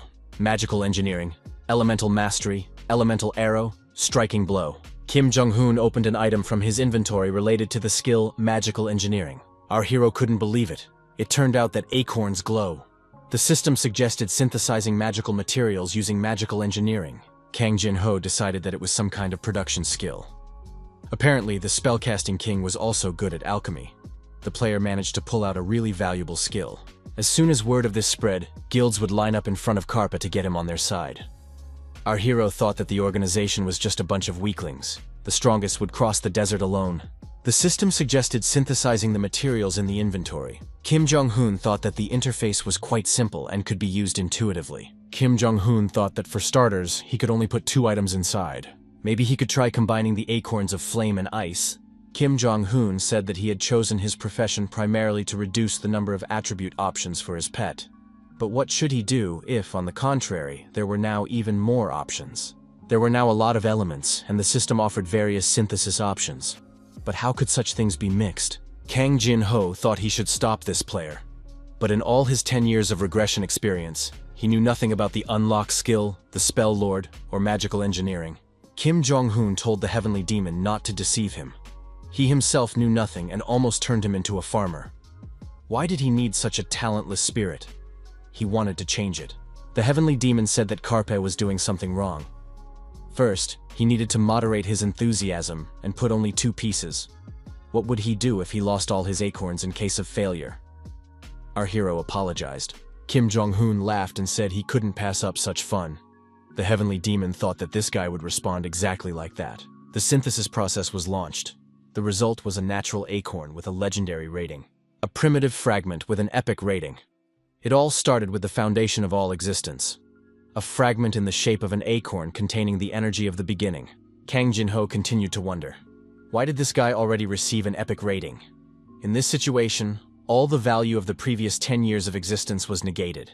Kim Jong-un was surprised when he realized that it was an attribute stone. Could he apply it to the magic squirrel's egg? Was he doing everything right? Kang Jin-ho thought that Carpe understood everything perfectly. The heavenly demon asked why Carpe was even asking if he was doing so well on his own. Carpe had already grown up, and such a big boy didn't need the help of some worthless kindred spirit. Kim Jong-hoon said that the heavenly demon was talking nonsense. After all, it was he who had to learn everything. Our hero added that without the heavenly demon's help, he wouldn't have been able to get into the dungeon or get the epic-rated acorn. It would have been the same with the hidden quest. It was thanks to him that he was able to get the mythical-rated profession. The system reported that the hatching conditions had been met. Did the player want to trigger hatching now? The system reported that the race of the object had been changed from a magical creature to a fantasy species. A small animal appeared. Kang Jin-ho said that if you didn't take into account its black fur, the animal looked like a very ordinary magical squirrel. The system reported that the player must choose a name for the pet. Kang Jin-ho said that there was no need to waste time looking for a name with some special meaning, and that they could choose something simple. Recently, the animal had been constantly saying QQ. Maybe they should name it that? Kim Jong-hoon thought it would be better to ignore these recommendations. The protagonist said he had decided on a name for the squirrel. He would call it Churnish. The celestial demon told Carpe to stop fiddling with that ball of fur. It was time to move on. He needed to test his skills as soon as possible. Our hero was surprised. Didn't reaching level 10 mean the end of his stay in the beginner's city? Kang Chin-ho replied that once the 10th level was confirmed, the player would be able to receive a quest from a kindred spirit, and would be granted the right to leave Laysan. He must declare his intention to leave to the head of Kedlak at the town hall, and he will send the young man to the mainland. However, the recent trend is for players to stay in Laysan a little longer, rather than rushing off. This is because there is still much to experience here. The player has acquired absolute mastery of the sword and magical skills. The protagonist said that these were very wise words spoken by the heavenly demon. The heavenly demon said that the quests on the mainland are more difficult. Therefore, there are those who stay and use their skills, and there are those who set off on a long journey to reach the end of the scene. It was for those who stay that a separate mob boss was developed. Kim Jong-hoon thought that a mob boss would be perfect for his final exam. In that case, they would have to go to Laysan's Cave of Horror in search of the Hell Monster. The young people arrived at the cave of the Hellish Monster. Kim Jong-hoon said that they had arrived at their destination. Our hero noticed that there were a lot of players here. Kang Jin-ho said that this was the second place on the list, where users gathered outside the city. The first was a place associated with the horns of a deer herd leader. They had already been there. The players discussed a video uploaded the day before that made it into the top 10. The conversation was about a quest related to barter. One player said that he went to the place shown in the video but didn't find any NPCs there. The video location changes every time. Another player asked if the guy really wanted to ask that newbie to be his partner. Did he really think that a guy who had single-handedly dealt with the bloodthirsty would want to deal with someone else? Kang Jin-ho said that Carpe was a local celebrity. Would he agree to team up with him at least once? Kim Jong-hoon replied that he didn't want to become a local celebrity. Our hero approached the cave of the Hellish Monster alone. Kang Jin-ho said that this dungeon is for temporary clearing. There is a system at the entrance that updates records.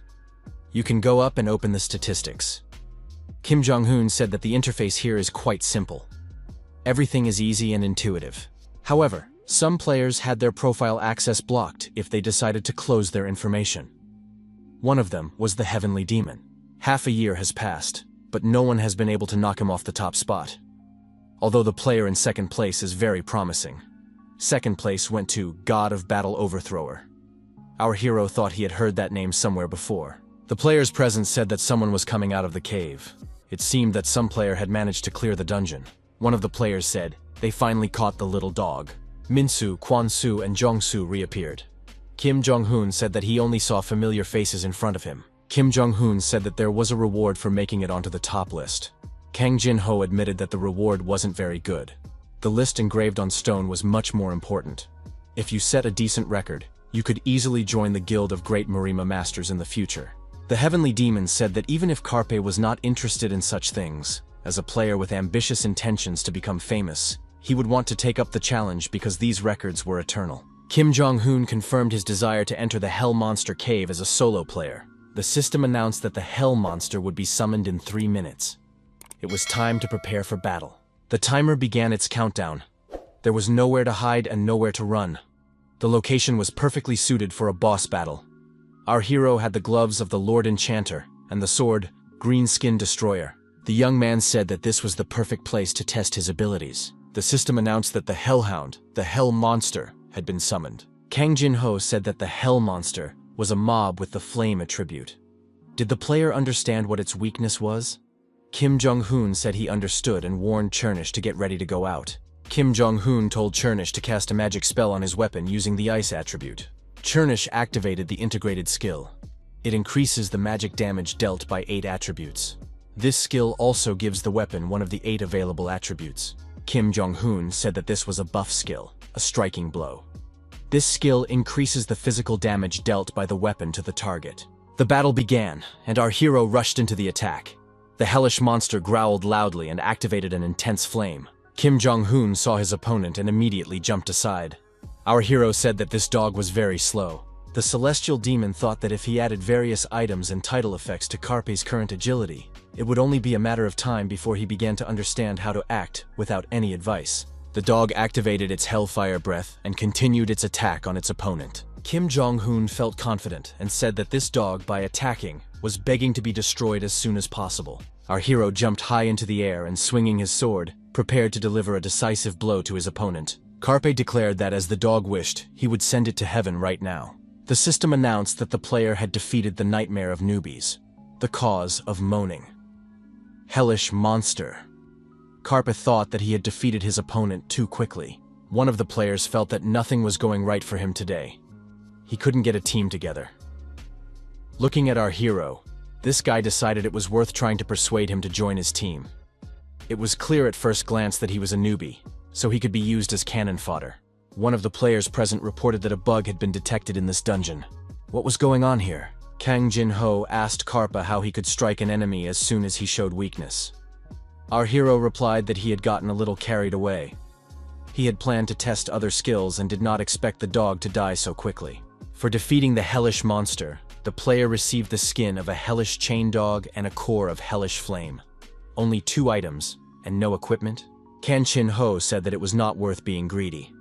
Initially, the hellish monster does not drop any equipment, and in general, it is very rare for anything to drop. The protagonist was surprised. Where did Chernish run off to? Chernish immediately understood what to do and found a hidden Easter egg. 40 gold coins were obtained. 10 beginner's recovery potions were also obtained. The system reported that the player also received a beginner's strength elixir. Kang Jin-ho advised Karpa. If he had already drunk everything, it was time to set off. The young people arrived in Laysan. Our hero said that it was always very noisy here. The harsher the reality, the more lively the game should be. The Last Savior is a game that perfectly satisfies the desire to escape from reality. Kang Jin-ho said that it was no coincidence that the number of users exceeded 500 million. Our hero admitted that at the beginning of the opening, everyone was excited about this game. Now the reason becomes clear. This is a place where people, society, and life exist, not just a game space where monsters are hunted with swords and magic.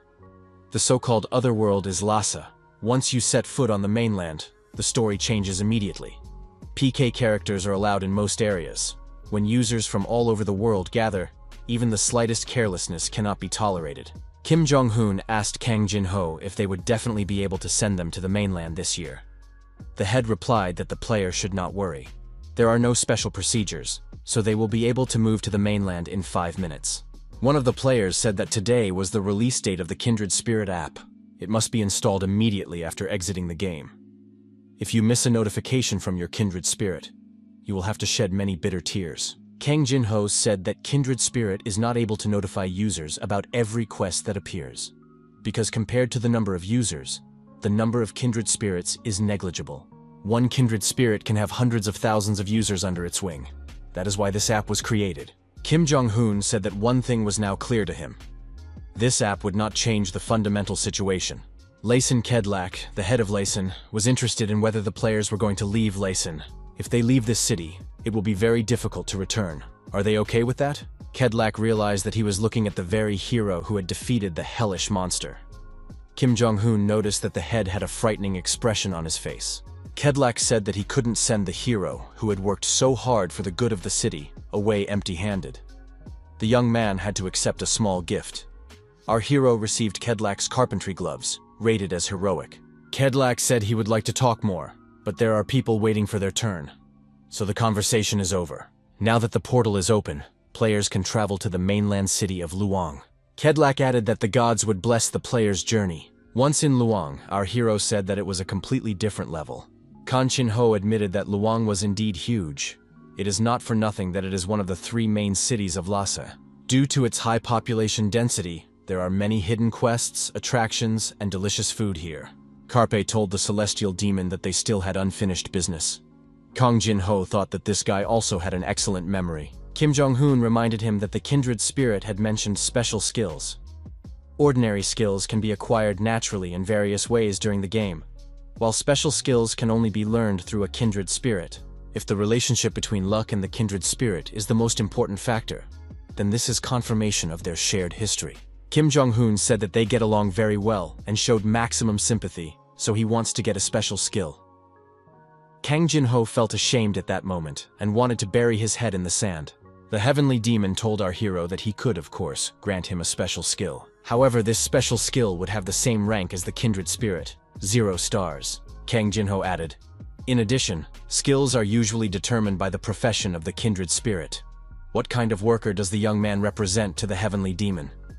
Kim Jong-hoon thought, maybe he is an unemployed person who traded his life for Lhasa?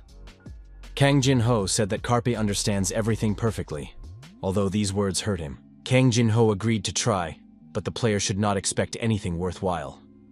Kim Jong-hoon said he was looking forward to the 0-star skill that the unemployed person would give him. The system reported that a quest had been received from a kindred spirit to obtain a special skill. The relationship with the kindred spirit was at its limit. The quest was sold automatically. The player received the special skill, Repeat 0 stars.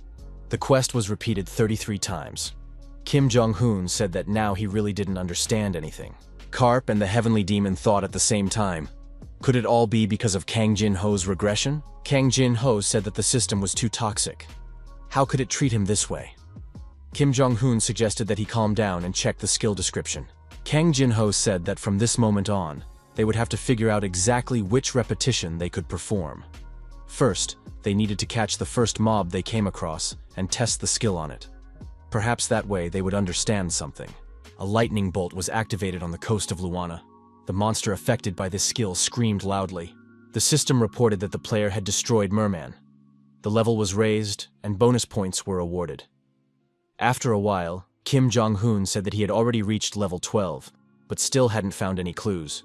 The protagonist stated that all possible options for using the skill had been tried, but nothing had worked. Kang Jin-ho said that there was nothing to worry about. There was no need to rush. For now, they could continue with the quest. Kim Jong-hoon suggested that in this quest, they should first find the NPC. The system said that they needed to find Gaius. But how could they find an NPC in such a huge city with only a name to go on? You have to pay the price for a mythical rating. Kang Jin-ho asked if Karp was refusing to complete this quest. Our hero said that quite the opposite was true. His desire to complete this quest had grown even stronger. The information was updated, and now the location of Gaius is displayed on the minimap. Gaius is a gravedigger who should be in the cemetery behind the western gate. Our hero was surprised that he was able to obtain the necessary information so easily. Where was the charm of an exhausting search? Kang Jin-ho objected that an easy solution to a problem was a good thing. Those who try to complicate their lives from the very beginning are like perverts. Our hero used the portal at the eastern gate and found himself on the opposite end of the city, at the cemetery near the western gate. Straight ahead, our hero saw a hut and assumed it belonged to Gaius. Kim Jong-hoon knocked, opened the door, and apologized for the disturbance. He immediately smelled the scent of lemon coming from inside. The owner asked, "Is the smell too strong?" But he hoped for understanding. It was the only way to get rid of the stench of death. The gravedigger Gaius asked what had brought the guest to such a gloomy place. Our hero thought he needed to say something. Maybe he should just ask for information about the legacy of the spellcasting king. Gaius saw the gloves on the guest's hands and said he couldn't believe his eyes. The old man said that Gaius, a resident of the Akram Empire, welcomes the descendant of the Spell King. The system announced that the quest Legacy of the Spell King had been completed. A follow-up quest would be issued. Kim Jong-hoon thought that these quests were completing themselves. He didn't even have to do anything. Gaius expressed his joy at finally being able to give the descendant of the ruler a relic that had been passed down in his family from generation to generation. Gaius said that the relic left by the Dark Spell King was hidden not far from here, in the center of the cemetery. This place is called Luan's Pit. Originally, Luan's Pit was a place that did not exist. The people of Akram secretly guarded the king's relic here. However, about 150 years ago, a city called Luan was suddenly built, and the local lord designated this place as a cemetery. From that moment on, a problem arose. The king's relic contained powerful mana. As corpses began to accumulate around it, the undead began to rage. Kang Jin-ho thought that the first relic he received in the starting city was Enigma. Probably the next relic would be of a similar level. Those without any power were unable to fight, so they settled here as gravediggers to watch over this place. At some point, the energy of death became so strong that it became almost impossible to enter the ruins. Gaius noticed that with a few ingredients, he could create an artifact that would protect the player from the energy of death. There is a sea known as a symbol of purification. It is necessary to bring the necessary ingredients from there: merman scales and a sea core. Our hero thought that he had not yet acquired the gathering skill, so he had no choice but to rely on the chance of items dropping. Kim Jong-hoon declared that he would definitely get the necessary ingredients. Karp decided that he should first check the rewards he had received and opened his inventory. Kang Jin-ho was surprised when he realized that the player had been given skills as a reward. Skills are usually acquired by leveling up. When you change professions, you can get one skill pack for every 5 levels. Everything is random, from which skills will appear to whether they can be exchanged. Kang Jin-ho told the player that there were 5 cards inside the package he received. The protagonist was delighted. However, only one could be chosen. The protagonist was upset. Kim Jong-hoon said he was ready to start the lottery. After laying out the cards, the young man said that now all that was left to do was make a choice. The main thing was to avoid skills with 2 or 3 stars. The system announced that the player had received a card with the 2-star skill, Lightning Bolt. Kang Jin-ho thought that there were days when Karpe reacted appropriately. Our hero was extremely upset. Kim Jong-hoon wondered why there was no second chance. Kang Jin-ho explained that the moment the player drew a card, the other cards would disappear. The system reported that the skill had been activated. The Heavenly Demon was surprised. What was that? Could the skill really be activated in such situations? Tima suggested. The protagonist now understood the essence of the repeat skill. The company's employees monitor the PC, but none of them have the authority to interfere with the game. Surprisingly, the game continues to function. Kang Jin-ho was surprised. Was Karpa really going to throw away this chance? Kim Jong-hoon denied it. Kim Jong-hoon said he was going to find out if the essence of the skills hidden behind the cards was changing. Was there a reshuffle? How many times could repeat be used? Our hero found out that the skills do not change, and their arrangement also remains the same. The Heavenly Demon suggested continuing to draw cards until something worthwhile came up.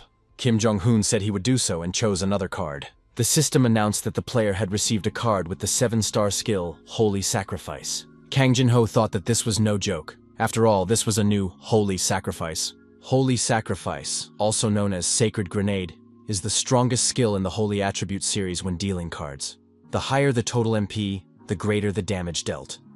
If the skill is applied to a moral or demonic mob, the damage will be colossal. Unfortunately, it was a one-time skill that would be deleted after use. Kang Jin-ho said that it was still in demand. If the young man registered it at auction, this skill would go under the hammer. In that case, one could try to open bidding. Kim Jong-hoon decided that he was still glad that Kang Jin-ho had become his kindred spirit. The protagonist decided to divide the estimated amount by the number of chicken sets, and his head spun. Kim Jong-hoon said that he had experienced difficulties due to the lack of money in his gaming wallet, but now everything could work out for the best. Thanks to his kindred spirit, he could now enjoy luxury. Kang Jin-ho agreed that the money issue could be a stumbling block for the player. Kang Jin-ho said that the player no longer had to worry about money. The only thing he needed to do was focus on the game. First of all, he needs to buy a gaming capsule. Does Kim Jong-hoon have enough space at home to put it? It would be better to get permission from his parents first. Kim Jong-hoon said that since starting middle school, he has lived alone most of the time. His parents are involved in volunteer work abroad, and are now being sent to East Timor. Kang Jin-ho said that if Karp himself had no objections, then the matter was settled. The Heavenly Demon thought that this player's unconventional thinking might be something genetic. First, you need to register an account with the auction house, then buy a capsule.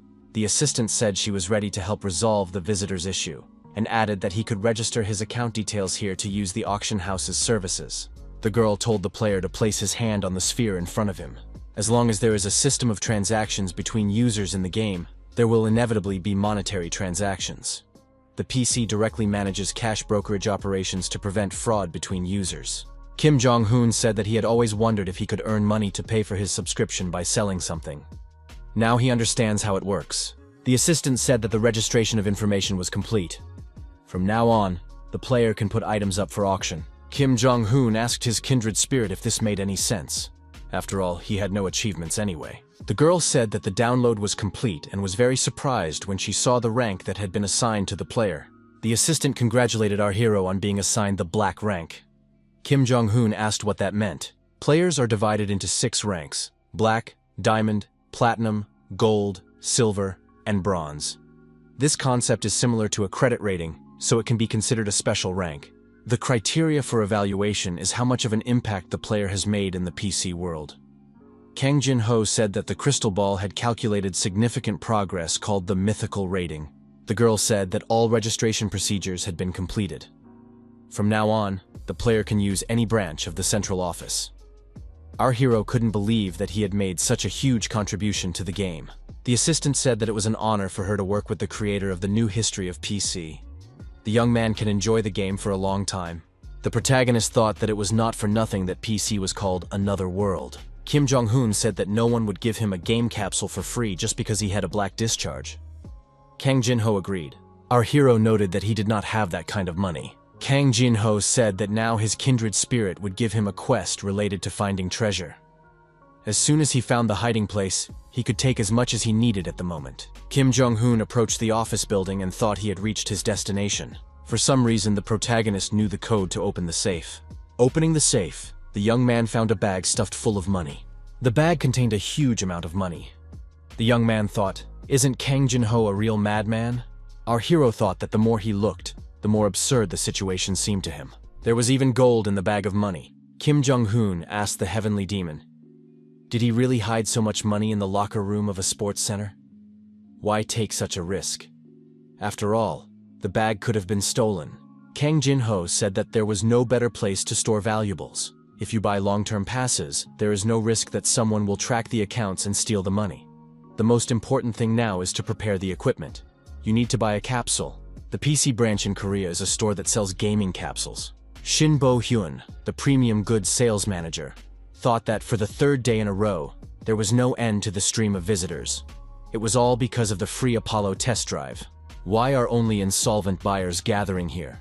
Shin Bo-hyun looked at our hero and thought that there was no profit to be made from him.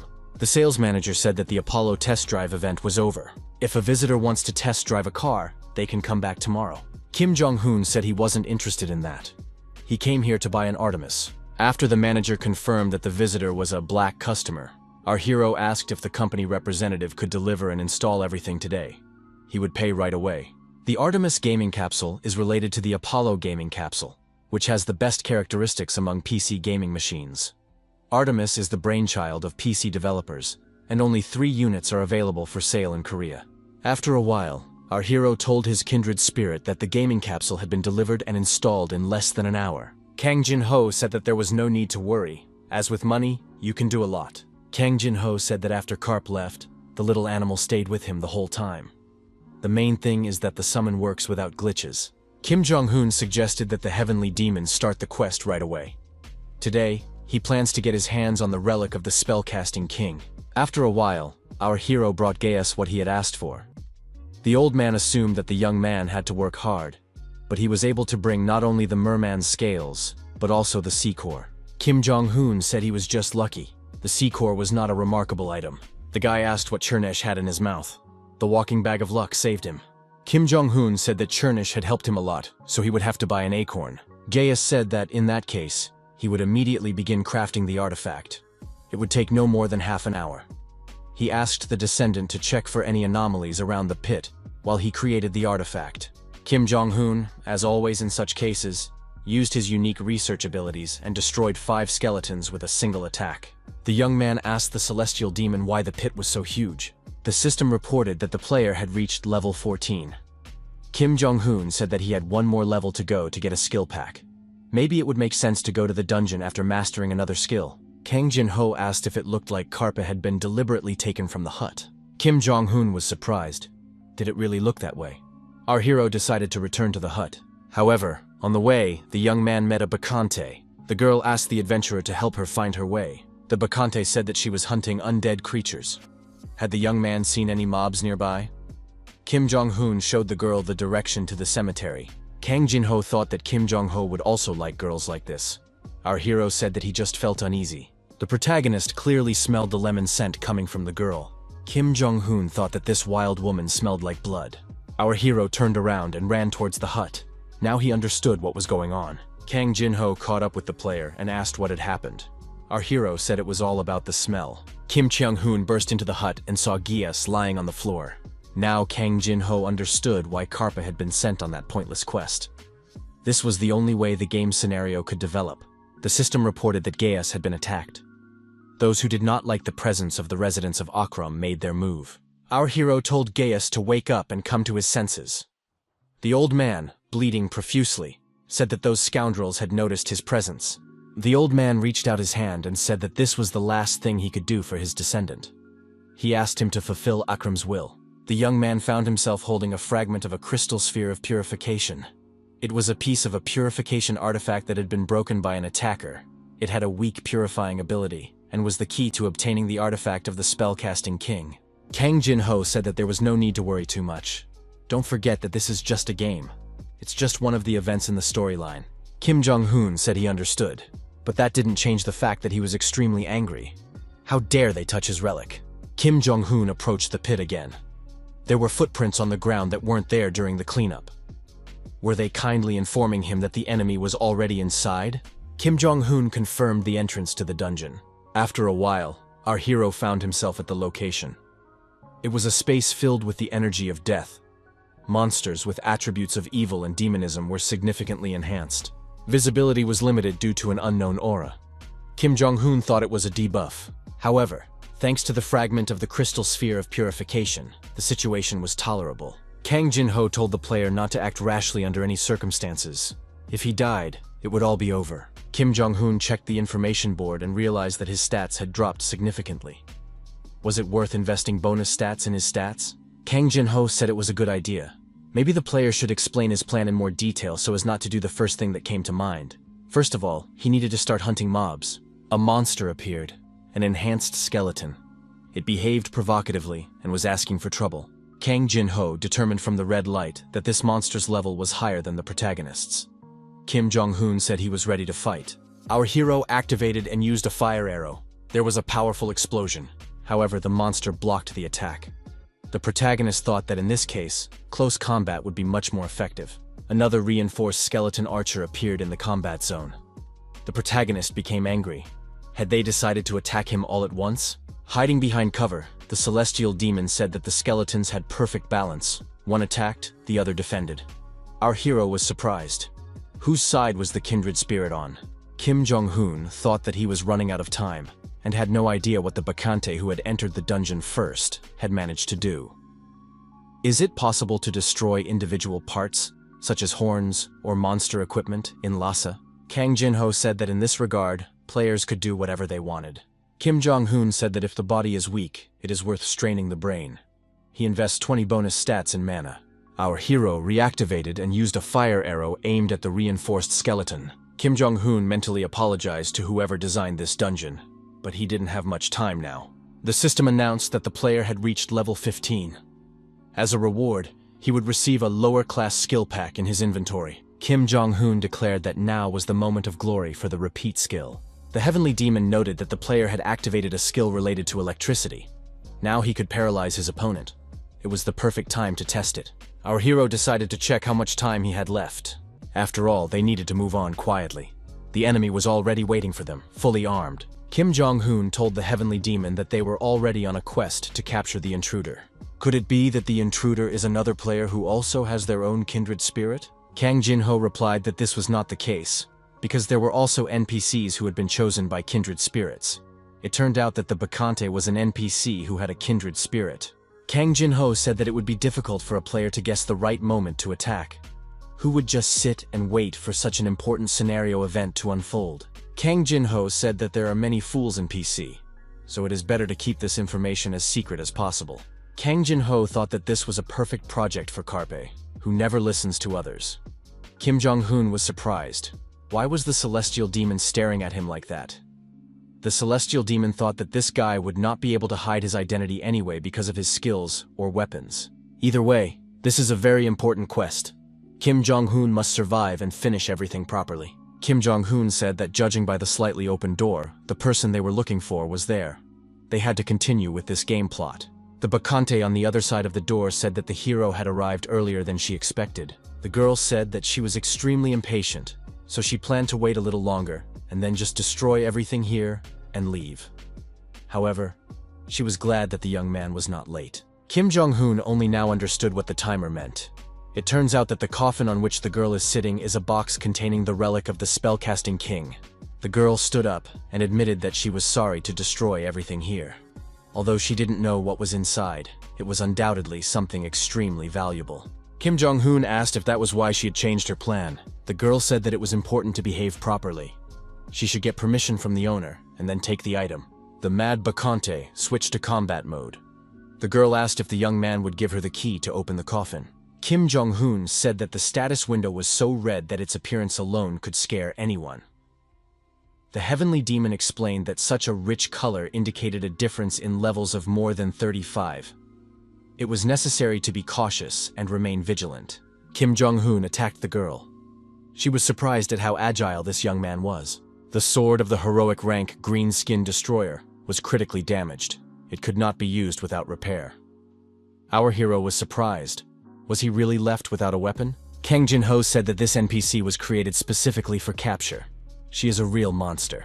The Heavenly Demon noted that this girl was quite clever, and it was impossible to deal with such an opponent at the initial stage. Kang Jin-ho said that there was a hole in the middle of the coffin that was a perfect fit for the key obtained from Gaius. The Heavenly Demon clarified that the condition for completing this quest is not defeating the boss, but returning the relic. In other words, the player must somehow gain access to the coffin. Kim Jong-hoon realized that his task at this stage was to get close to the coffin. Kang Jin-ho said that the first thing to do was to lure the girl out. Kim Jong-hoon called on Chernish. The Celestial Demon was surprised. "What is this guy doing?" Kim Jong-hoon said he had a question. Kang Jin-ho replied, "No." The protagonist asked if it was possible to damage the monster. Kim Jong-hoon added, "If, instead of following the plan, he simply beat her up, wouldn't he receive a much greater reward?" The Celestial Demon was surprised. Why wasn't this guy doing as he was told? And why did he take a detour instead of going straight? Our hero thought that he was going to use all the buffs at his disposal. Chernish's skill was activated, and the legendary Enigma gloves were imbued with the attribute Darkness. The player used the skill Striking Blow, which increased physical damage. The Bacante saw her opponent's gaze and said that she didn't like it. The girl took a fighting stance and said that this nobody, left without a weapon, was running straight into her arms again. What was the point of these futile attempts? The Bacante was surprised. Why did she see the renegade's fist right in front of her eyes this time? The system reported that an enemy with the Holiness attribute had been struck. Significant damage was inflicted on the holy forces. The girl was outraged. How dare this scoundrel touch her body? The protagonist thought that if he couldn't knock the weapon out of his opponent's hands, he should strike as many blows as possible. This was followed by a series of blows to his opponent's torso. Additional damage was inflicted. The player managed to attack the same vital point multiple times in a short period of time. The girl became even more angry and said that she would now finish off this scoundrel and tear him to pieces. Kim Jong-hoon activated and used a fire arrow. However, the girl dodged the attack. The protagonist was surprised. Could it be that his attack wasn't working? The girl used a 5-star automatic magic shield, a skill exclusive to priests. At first glance, it looks like a cheat trick that blocks anything. But this shield has a weakness. When dealing with 3-star skills and below, it's worth the effort. Kim Jong-hoon thought that his elemental arrow skill also had a 5-second recharge time. Should he just insert the key into the keyhole instead of risking his life for nothing? Our hero didn't want to miss out on all the fun. After several unsuccessful attacks, the girl said that this guy was doing useless things. Then the 5-second countdown began, necessary for the shield to recharge. Additional options for the magic weapon Enigma were activated. An ice arrow was used against the opponent. An Enigma option that allows you to use a saved skill without summoning.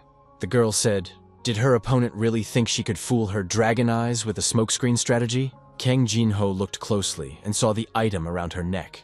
It was annoying that they could see their opponent's equipment and skills. The Bacante said that this was a problem because the opponent no longer had any spells he could use. Kim Jong-hoon said she was wrong. He had a trump card up his sleeve. Time ran out, and a powerful energy discharge appeared. Call of Thunder had been activated. Our hero told Chernish that it was magnificent. When they return, he will buy the squirrel many acorns. The Bacant thought that everything would be fine. The shield would recover before the lightning struck, so the damage would be 50%. The girl thought that her opponent's level was low, and her endurance was high, so she would be able to hold out for 5 seconds. Kim Jong-hoon asked if she could withstand his attack. The Bacante was surprised. When did this guy manage to get right in front of her? The system reported that the player had mastered the skill, Holy Sacrifice 7 stars. The girl thought that this was the strongest explosive skill, which ignites the user's MP and turns it into damage. Kim Jong-hoon prepared to attack and said he would send her to heaven with one blow. The system reported that the Bacante had been defeated and the player's level had been raised. The player crushed the one who had never been crushed. Kang Jin-ho said it was a job well done. The protagonist stated that he had defeated the boss by risking his life and hoped that there would be something worthwhile among the dropped items. Among the items was a unique Fanatic's Scythe. The scythe destroys the enemy's technique with a certain probability when attacking. Also among the items was the Dragon's Eye. The Dragon's Eye sees through everything. Kim Jong-hoon said that the characteristics of both items are simply amazing.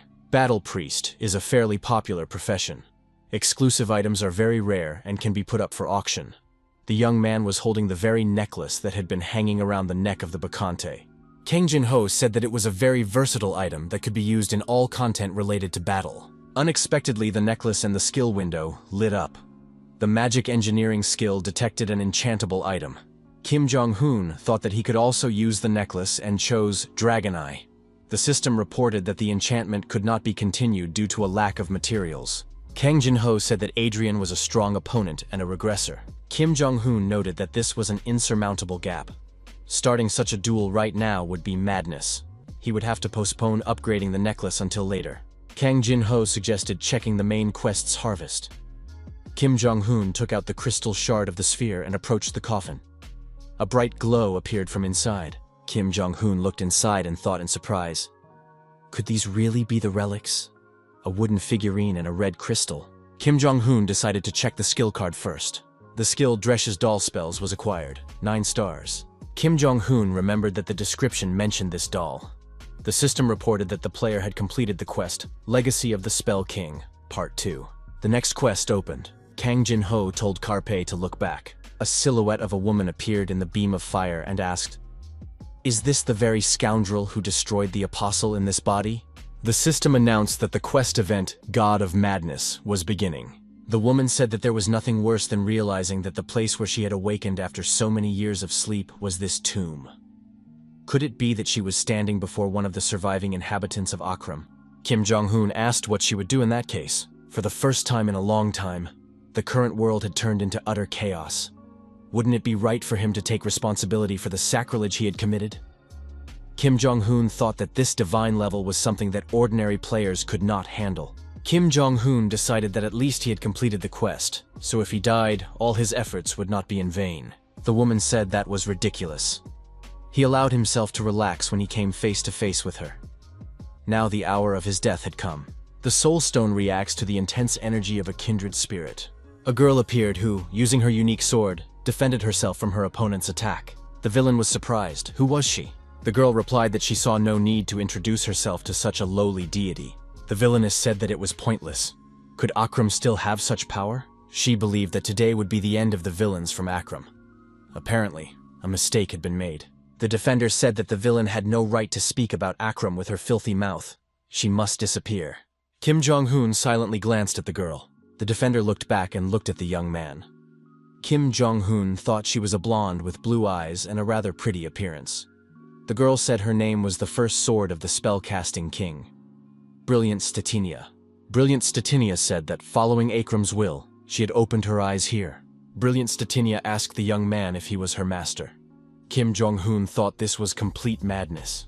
The girl repeated her name and added that a long name could cause delays in an emergency, so she could simply be called Tina. Kim Jong-hoon asked if Tina was a doll made by the spellcasting king. In other words, a homunculus. The girl confirmed this assumption. The spellcasting king created 7 dolls, each of which contained a part of his essence. They were the Sorcerer King's closest aides, helping him until the final battle with the kindred spirits. Statina said that she was the first homunculus created among them. Kang Jin-ho couldn't even imagine that the title of Lord Sorcerer included summoning abilities. The heavenly demon thought that this guy was gradually becoming omnipotent. Kang Jin-ho wondered why Tina was staring at him. The girl replied that she had recently been burning with curiosity. Tina asked Kim Jong-hoon what was next to him. This guy looks very weak. Would the Lord mind if she dealt with him? Kim Jong-hoon told Tina not to do that. He would explain everything now. The girl said that now she understood everything. An unimaginable accident had happened to this guy, and when he came to, he was already in the shell of a lowly deity. Kim Jong-hoon admitted that this was exactly how it was. Tina said that she had insulted the military advisor who was helping her lord, both physically and morally. The girl bowed her head and apologized. Kang Jin-ho thought that military advisor sounded pretty good. Kim Jong-hoon decided that it would be easy to get close to the heavenly demon. The system reported that the player had completed the quest event God of Madness. Our hero saw that the connection time had expired and decided to check the rest of the quests tomorrow. The connection was lost. Kang Jin-ho returned to his room. The young man said that the squirrel was a real mystery. Why was it following him around? Tina was surprised. Was she really in the military advisor's private office? It was a truly unusual place. Kang Jin-ho saw the girl and was startled. How did she get here? Tina said she didn't know herself. Kang Jin-ho didn't understand why everyone was coming into his room as if it were their own home. Tina said that the number of family members had increased. It was time for the raid. Kim Jong-hoon thought that suddenly there were a lot of people here.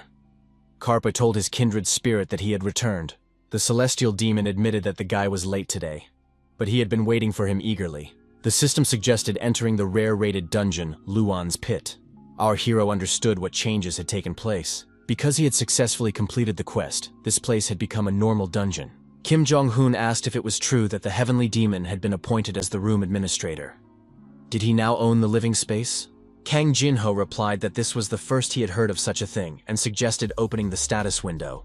The system reported that the player had reached the minimum number of family members. He had fulfilled the minimum requirements to unlock the room. This is a hidden feature that opens when certain conditions are met. Our hero was surprised that the heavenly demon had not received a similar bonus at the time. The system suggested moving, and the player confirmed it. Does Kang Jin-ho really call this a room?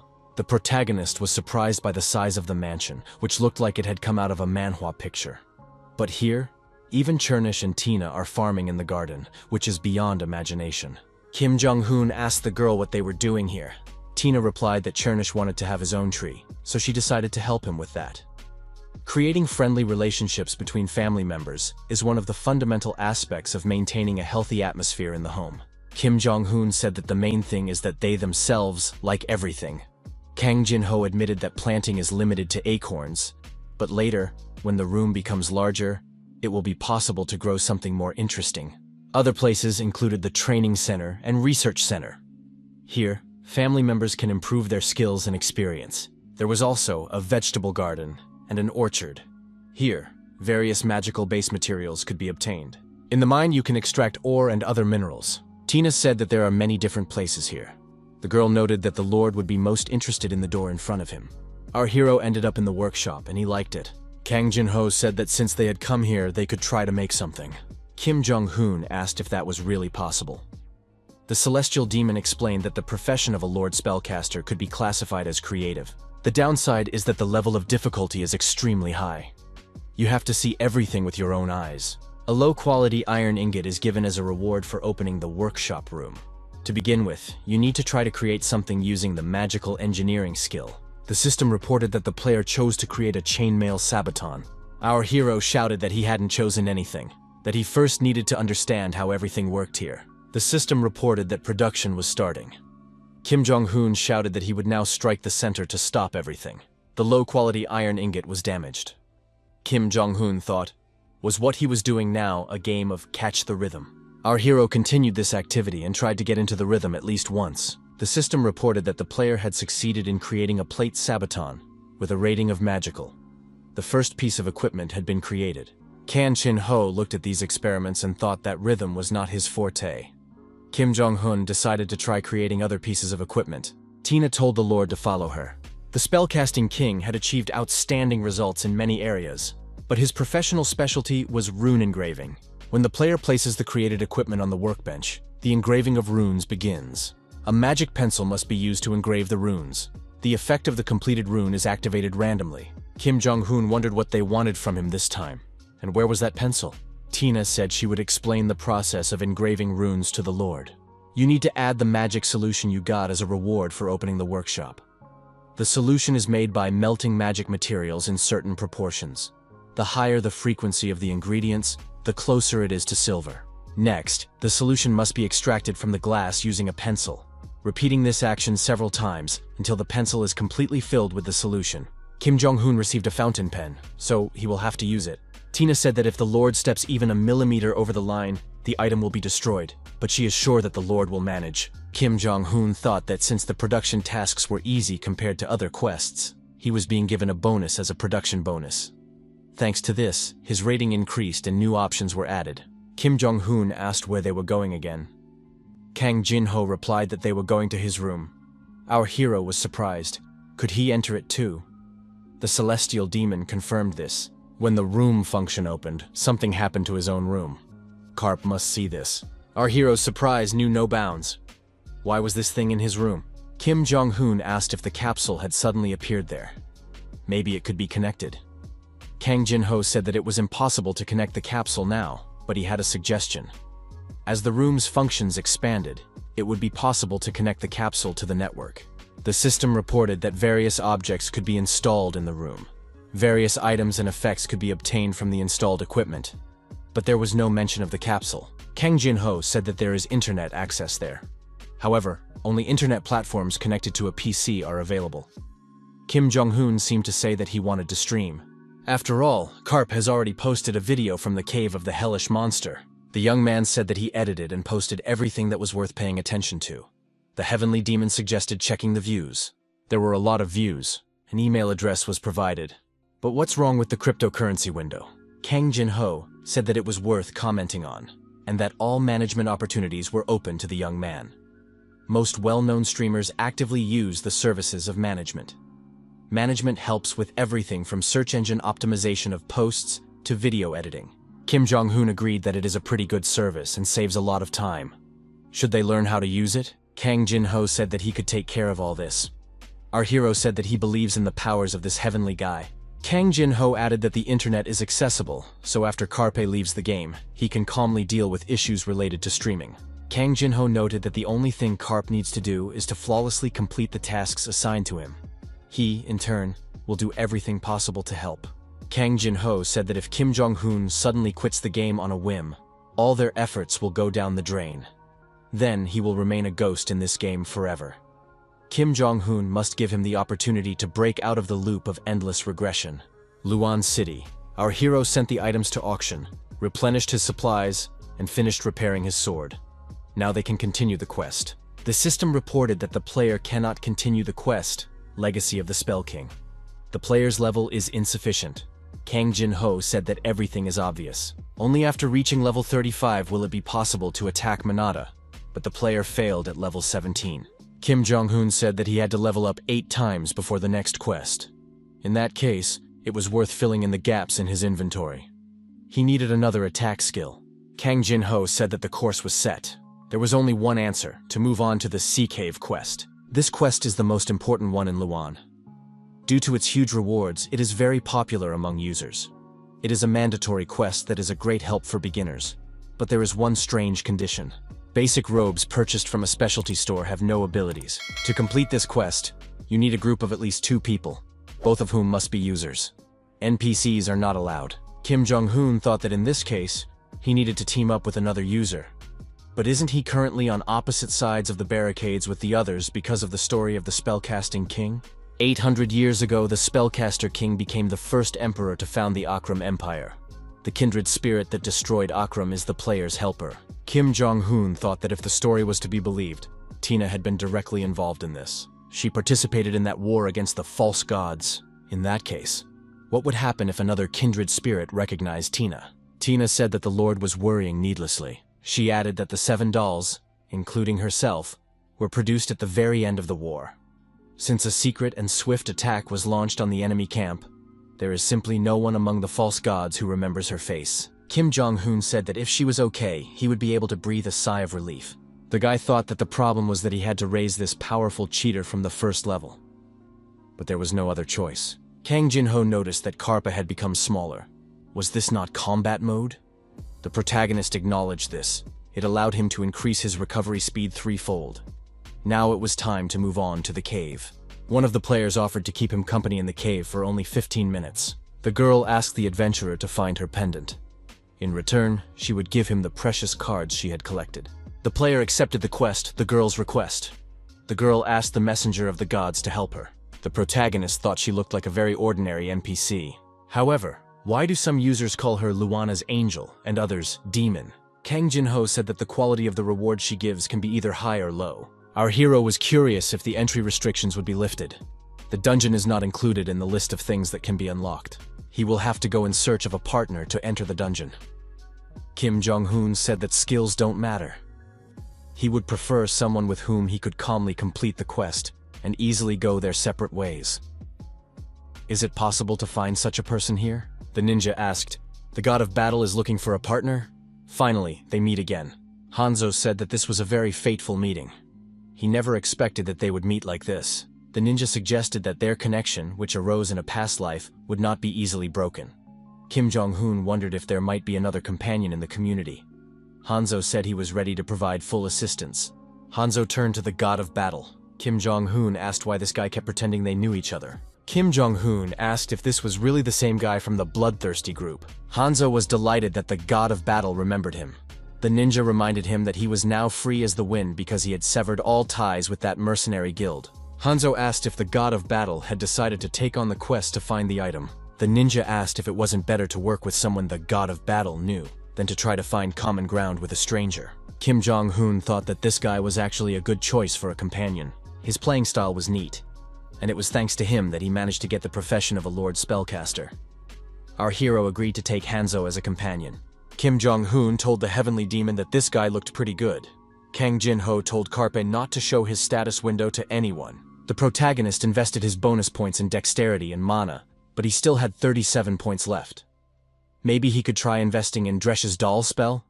Kang Jin-ho agreed that having passive buff skills would never hurt. With the remaining points, our hero wanted to master magical engineering and elemental mastery. Hanzo returned and thanked the god of battle for waiting. Now he was ready to join the team. Kim Jong-hoon was surprised. Was this ninja really an archer? Hanzo inquired how well the god of battle knew what the sea cave was like. Our hero said that this was his first time here, so he was not familiar with it. The ninja explained that the monsters that appear here can be considered improved versions of those that appear along the coast. However, unlike the beach, the monsters here attack first, and there are traps that are not found on the coast. Therefore, caution must be exercised. Kim Jong-hoon said that a monster had appeared, 3 large shells with hard shells. Not only did they successfully pop up on the horizon, but there was also an opportunity to try out the dragon's eye. Information about the target was received. Our hero thought, isn't this the basic information that is usually displayed in the status window? Hanzo said that they were just shells. He was ready to deal with this trash himself. Kim Jong-hoon replied that he had no objection. The victorious ninja activated Snow White's summon. Kim Jong-hoon wondered how far this guy's concept had gone.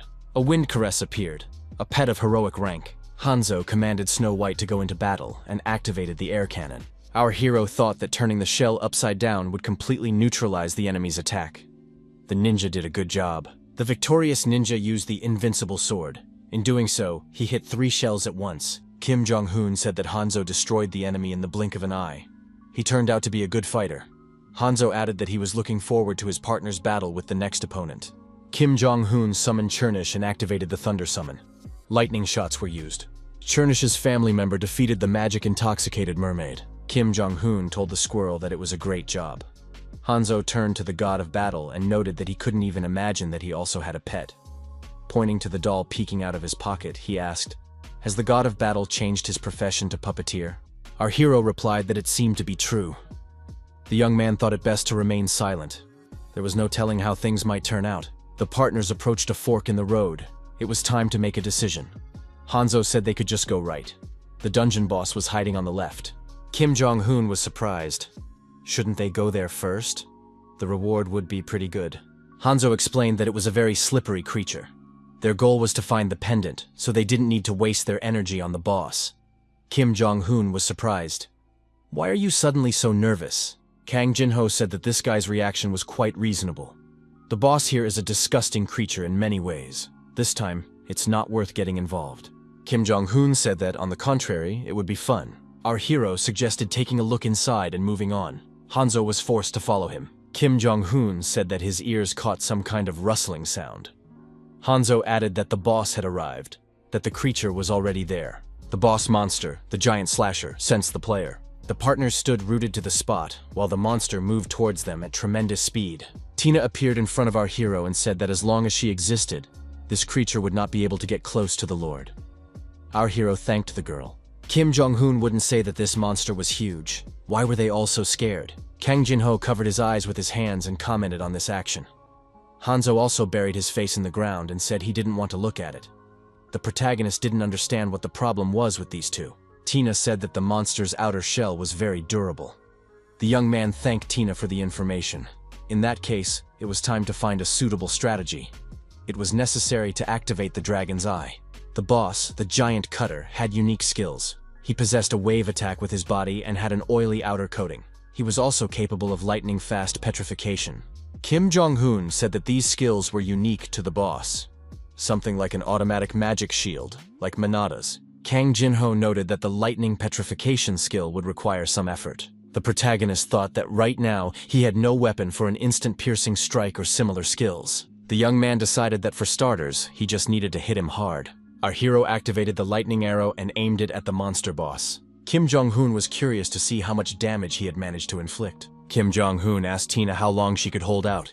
The girl replied that she could fight all day long. As long as she was there, the creature would not approach the Lord. Kim Jong-hoon said that in that case, he was counting on Tina.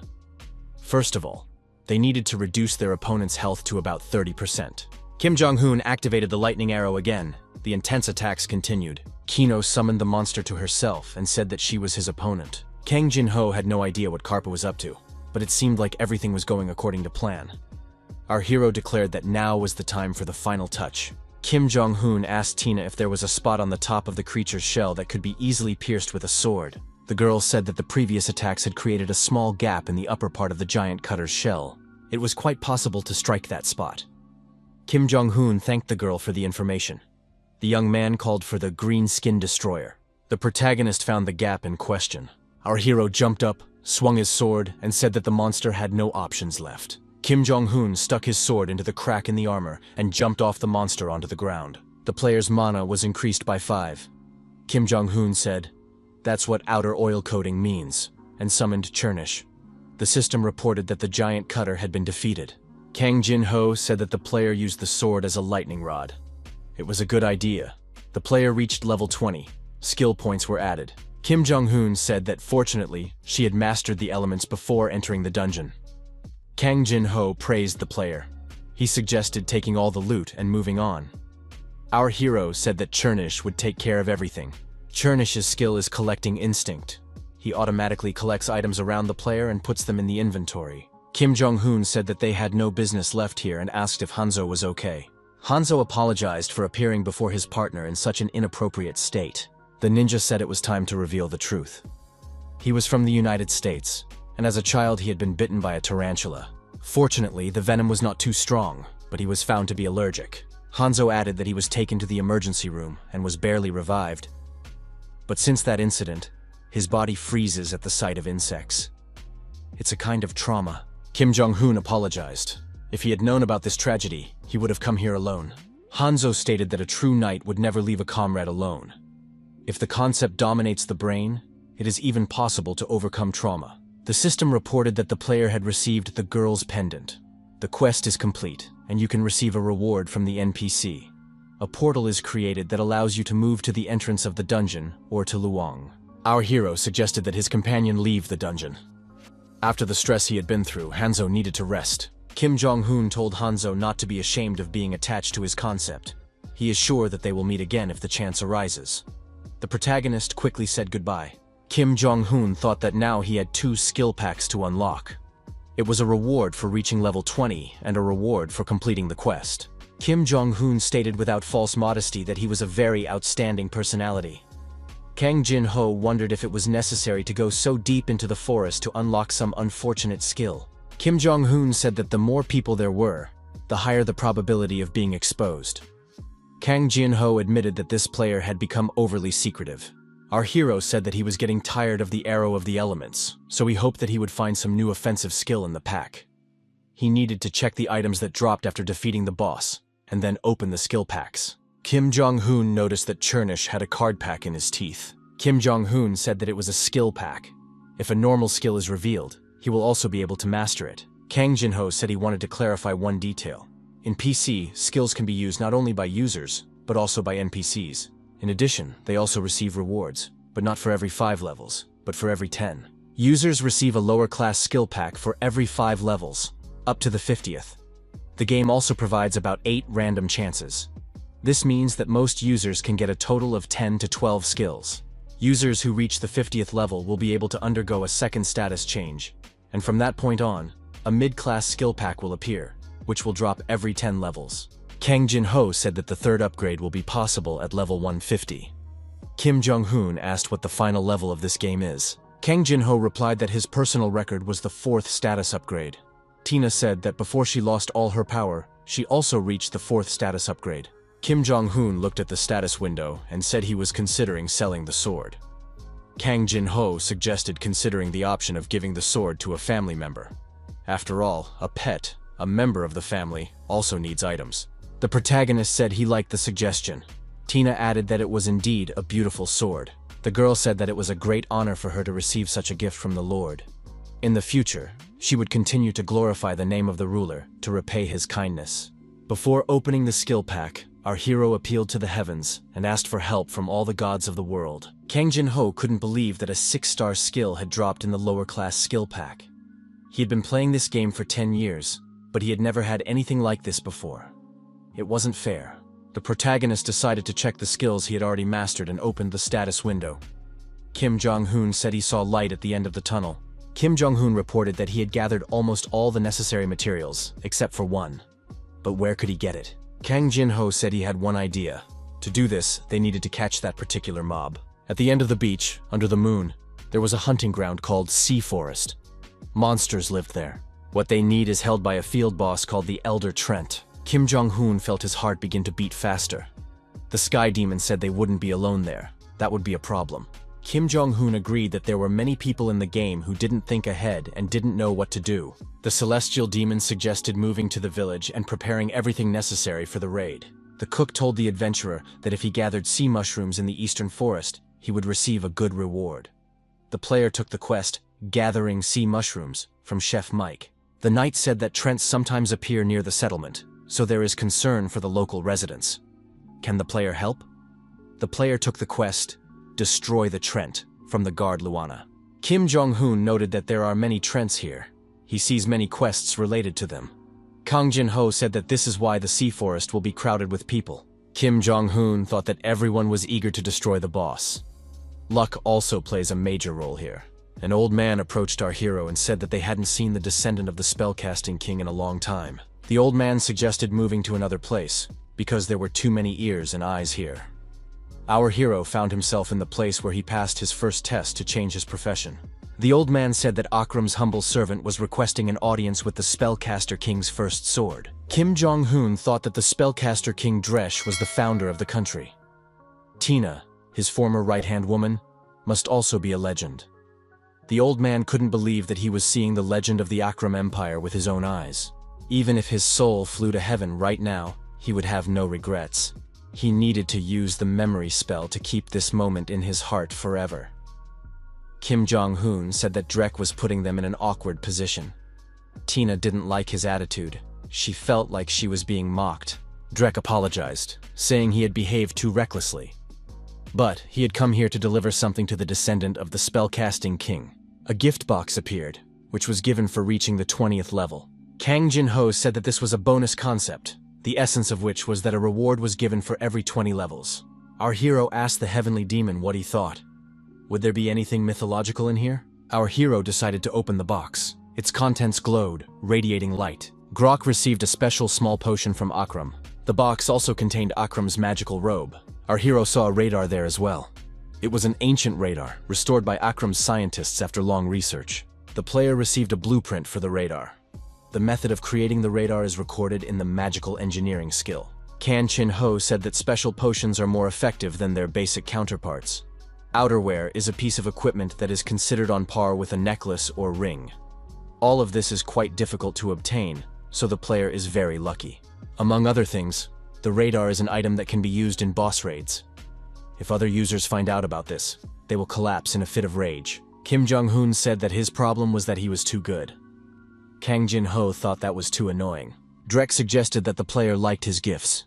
Drek said he had urgent business to attend to, but he would be staying in the city for a while, so the young man could come to him if he needed anything. Drek said that they had noticed the appearance of the heir to the spellcasting king. Kim Jong-hoon was surprised, because only the residents of Akram knew the truth that he was the Lord Sorcerer. This meant that there was a traitor within Akram's secret society. Kim Jong-hoon said that he now had a supply of potions, so there was no need to go to the general store. Kang Jin-ho noted that in that case, they had saved a little time. Now they could go hunting for the oldest Trent. The raid mob is very strong. Kim Jong-hoon agreed that it was strong, but not as strong as the Mad Bacante. Kang Jin-ho reminded him that only up to 4 players in a team can participate in raids. If the team exceeds this number, it is necessary to form a core. However, the conditions for this are quite troublesome. You need to obtain permission from the local lord and pay taxes on the territory. It's more like a campaign to collect gold from users. Our hero assumed that he would only be able to go on a solo raid if he proved that he could handle alone what usually requires the participation of 4 people. He is fine with that.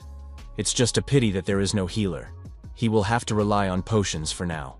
The protagonist said that he would like to move forward with ease. Is there any way to improve DD? Kang Jin-ho replied that it would not be difficult to arrange. The streets of the business district of Luana. The heavenly demon said they were almost there. All they had to do was turn right at the next intersection. The protagonist was suspicious of this place. A passerby said that it was the best workshop in Luana, a smithy run by Gary. The assortment included weapons for every taste and color. You could choose the best quality products. Kim Jong-hoon thought it was an ordinary smithy. Kang Jin-ho clarified that it was a weapon shop, a defensive equipment store. Here was a street of workshops where various goods were produced. Carpe said he liked their enthusiasm, but wasn't his equipment good enough?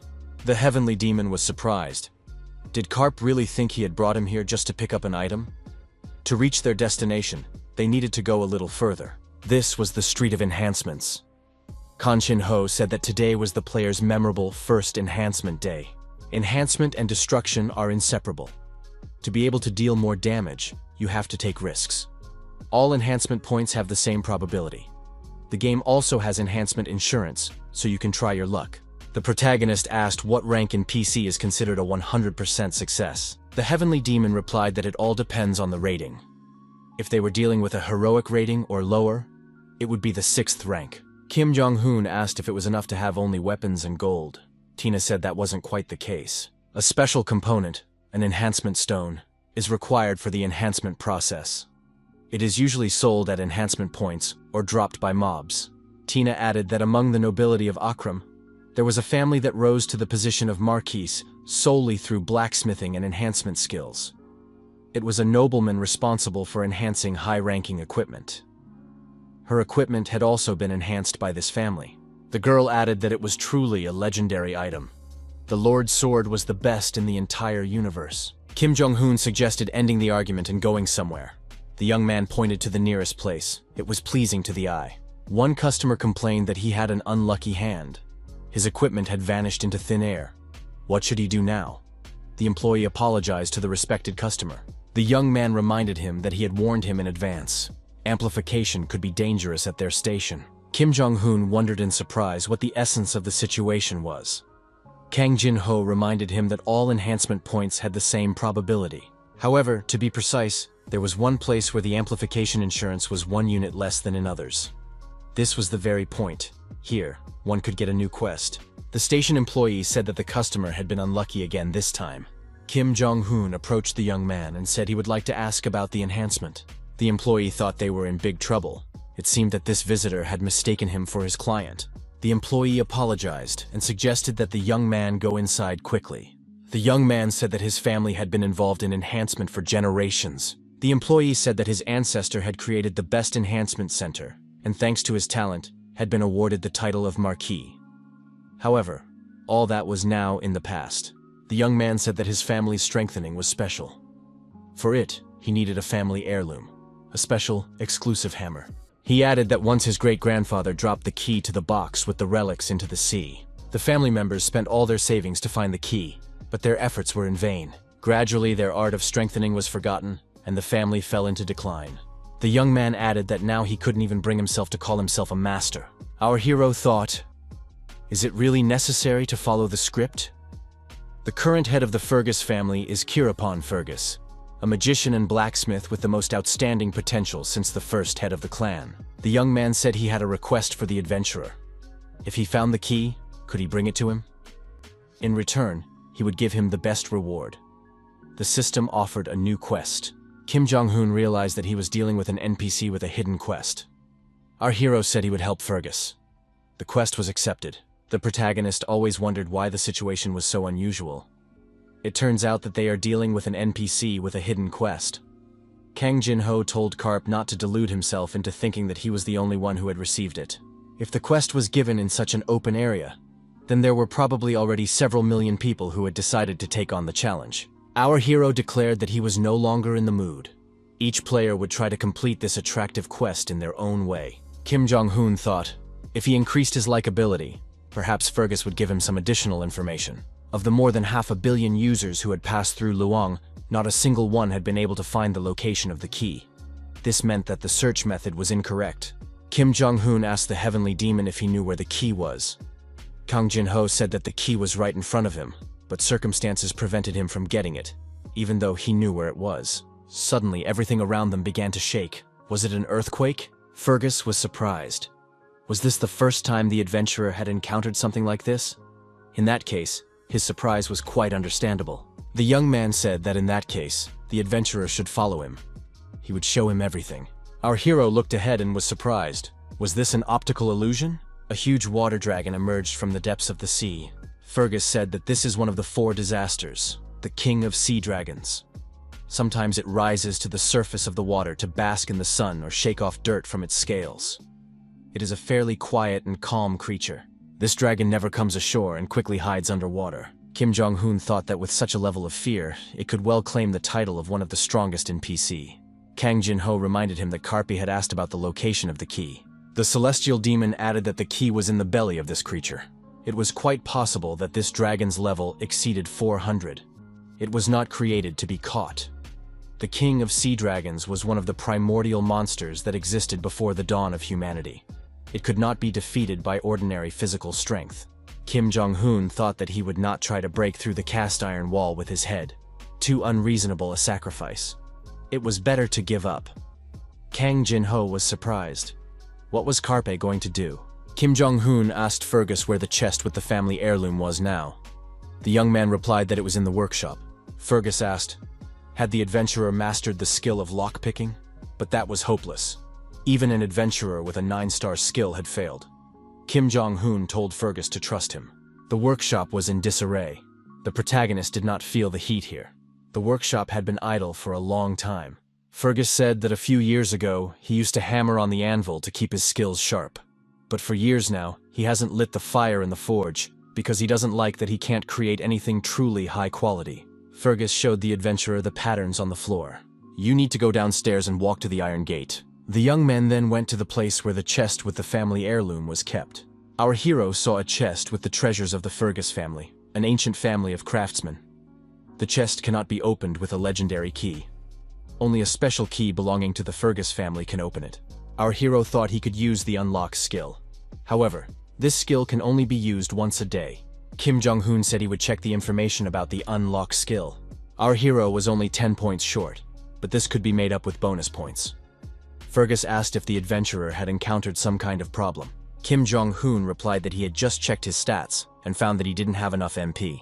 Fergus said he was willing to lend him one thing for a short time. It was a bracelet of supreme vitality with a heroic rating. The magical bracelet activated the user's metabolism. The system reported that NPC Fergus wanted to lend equipment.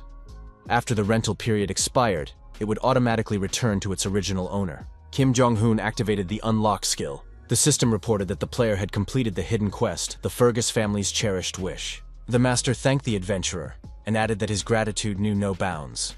He would include Karp's name in his family history and serve the adventurer for the rest of his days. Fergus said that now he would like to make a weapon for the adventurer. Are there any requests? The master added that the time of cure upon Fergus had come. Putting the honor of his family on the line, he would repay the favor in full. The blacksmith took out his hammer and began the process of making the weapon. Kim Jong-hoon thought he could see the master's hand at work. This master had reached the highest level of skill. Fergus said he tried to create something that would perfectly match the Enigma gloves. Our hero received the Devil's Fist, Carpe. It is a one-of-a-kind glove created by a great master. A masterpiece made by a master with 9-star creation and enhancement skills. Kim Jong-hoon thought that the reward for the hidden quest never disappoints him. Kang Jin-ho said that they had almost arrived at their destination and pointed ahead. The sea forest began there. Kim Jong-hoon thought that this space looked more like a field than a forest. Perhaps because the trees were smaller and less dense. Kang Jin-ho said that it was necessary to open the inventory and select the radar. A search was initiated for field bosses appearing within a radius of 1 kilometer. One boss was detected, the oldest Trent. Kim Jong-hoon looked at the radar and said that he needed to get to the place with the skull sign by the set time. In his free time, our hero decided to complete side quests, collecting sea mushrooms and fighting a Trent. Kang Jin-ho asked if the player would be recording the raid. The Sky Demon added that after uploading the video, he enjoyed watching people's reactions. Stream hosts John Yeonjin and Yan greeted the viewers. Today, they will cover many hot topics for discussion and introduce a significant number of characters. A player who is the pride of Korea, Heavenly Rapier, was introduced. The viewer enjoyed watching the video and eating. Heavenly Rapier is a realistic version of an absurd combination. A beautiful girl and the best professional gamer. She is the most recognizable Korean woman in the world. First in Korea, 5th in the world, and also an unrivaled player in Eden, the renowned elite guild. The host said that this video is Heavenly Rapier hunting a boss. If you look closely, you can see that the sword glitters slightly. If the sword has a golden sheen, it is the effect of the striking blow skill. However, the gold color of striking blow has a slightly more saturated hue. Among the buff skills, only striking blow has a gold effect. Could it be that this is not the effect of the skill? The Heavenly Rapier jumped high into the air and prepared to deliver a striking blow. Heavenly Rapier delivered a spectacular blow, and the monster was deactivated. The effect that the audience saw before them was an indication that her famous rapier of the unique Ice Snow rating had achieved a 10-fold increase in power. Kim Jong-hoon thought that Fergus was truly a great man. Our hero was the owner of a legendary item with a 12-fold enhancement. The hosts introduced a newcomer who had become a hot topic of discussion in society. The hosts announced that they would introduce the Heavenly Demon from the Heavenly Demon TV channel. The destruction of the Bloodthirsty Guild, the revelation of a hidden quest, the destruction of the hellish monster. Because of the striking and terrifying videos, many assumed that it was either a hack or Photoshop. The host announced that a new video had just been uploaded to the channel. I wonder what kind of spectacle awaits them this time. A giant cutter, steamed to perfection. Viewers witnessed the player cutting the giant slicer in two. The viewers were shocked by what they saw. How could someone post such horror without even blurring it? After the video, everyone became crazy interested in the player. After all, this was the fruit of painstaking work. Kim Jong-hoon said that Kang Jin-ho should have blurred the image for decency before posting the video. Kim Jong-hoon noted that he did not want to attract attention and would not show Tina's face in the video, as she attracts too much attention. Our hero said that since Fergus's amplification technique was unique, the equipment he created could not be improved in other areas. Fergus stated that he was going to travel to the capital to restore his family's lost honor. The materials needed to strengthen it could only be obtained there. He would hone his skills so the adventurer could visit him if they ever found themselves in the capital. Karp added that they had learned that repetition had also worked in the basic enhancement experiment they had conducted before coming here. That was half the battle. Now they needed to increase the skill level. Unlike most other skills, which are limited to level 10, the levels of unlock and repeat can be increased indefinitely. The limit is unknown. Even if you invest all your available skill points, there is no guarantee that you will be able to fully master the skill. Kang Jin-ho noted that, to his great relief, the repetition level automatically increases every time the level is increased with the help of the tidal effect. Kim Jong-hoon said he was going to go to the capital and test the enhancement again.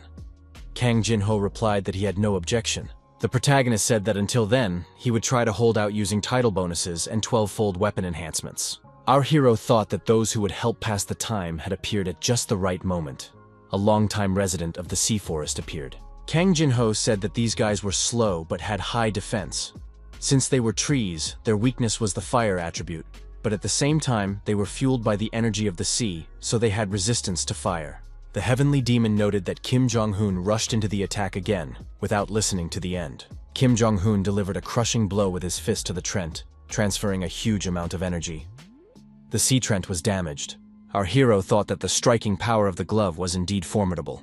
He loved this game madly. Kim Jong-hoon declared that he would knock everyone out right now. Kang Jin-ho noticed that Carpe was doing just fine without any advice. Kim Jong-hoon continued to strike blow after blow, beating the tree. The system announced that the fight with Trent was over. The player could receive a reward from the law enforcement officer Luan. The protagonist noted that he had only managed to level up twice. The leveling process had slowed down a bit. Kang Jin-ho reminded him that starting from level 20, the requirements would increase significantly. It would be even more difficult from then on. Carpe acknowledged that almost all games have a similar algorithm, so he was not surprised. Our hero wanted to test the effect of the second option of the Iron Glove, adding physical attack to magic attack. But before he got to that step, all the mobs were smashed to smithereens with a single punch. Therefore, the experiment was unsuccessful. Kang Jin-ho said that nevertheless, they managed to figure out one thing. At the moment, the magic associated with the Iron Glove is the 3-star skill Alimony Arrow. Now they know for sure that the distribution depends on the ratio of the player's level and skill rating. Thus, leveling up has become an even more important aspect of the game. With Chernish's help, our player was able to obtain a sea mushroom. The mushroom gathering quest is almost complete thanks to Chernish's collecting skill. Kim Jong-hoon picked up the radar and decided to check the location of the oldest Trent. Our hero noted that there was not a single soul here now. Kang Jin-ho asked if Karp was really going to act alone without the help of his family members.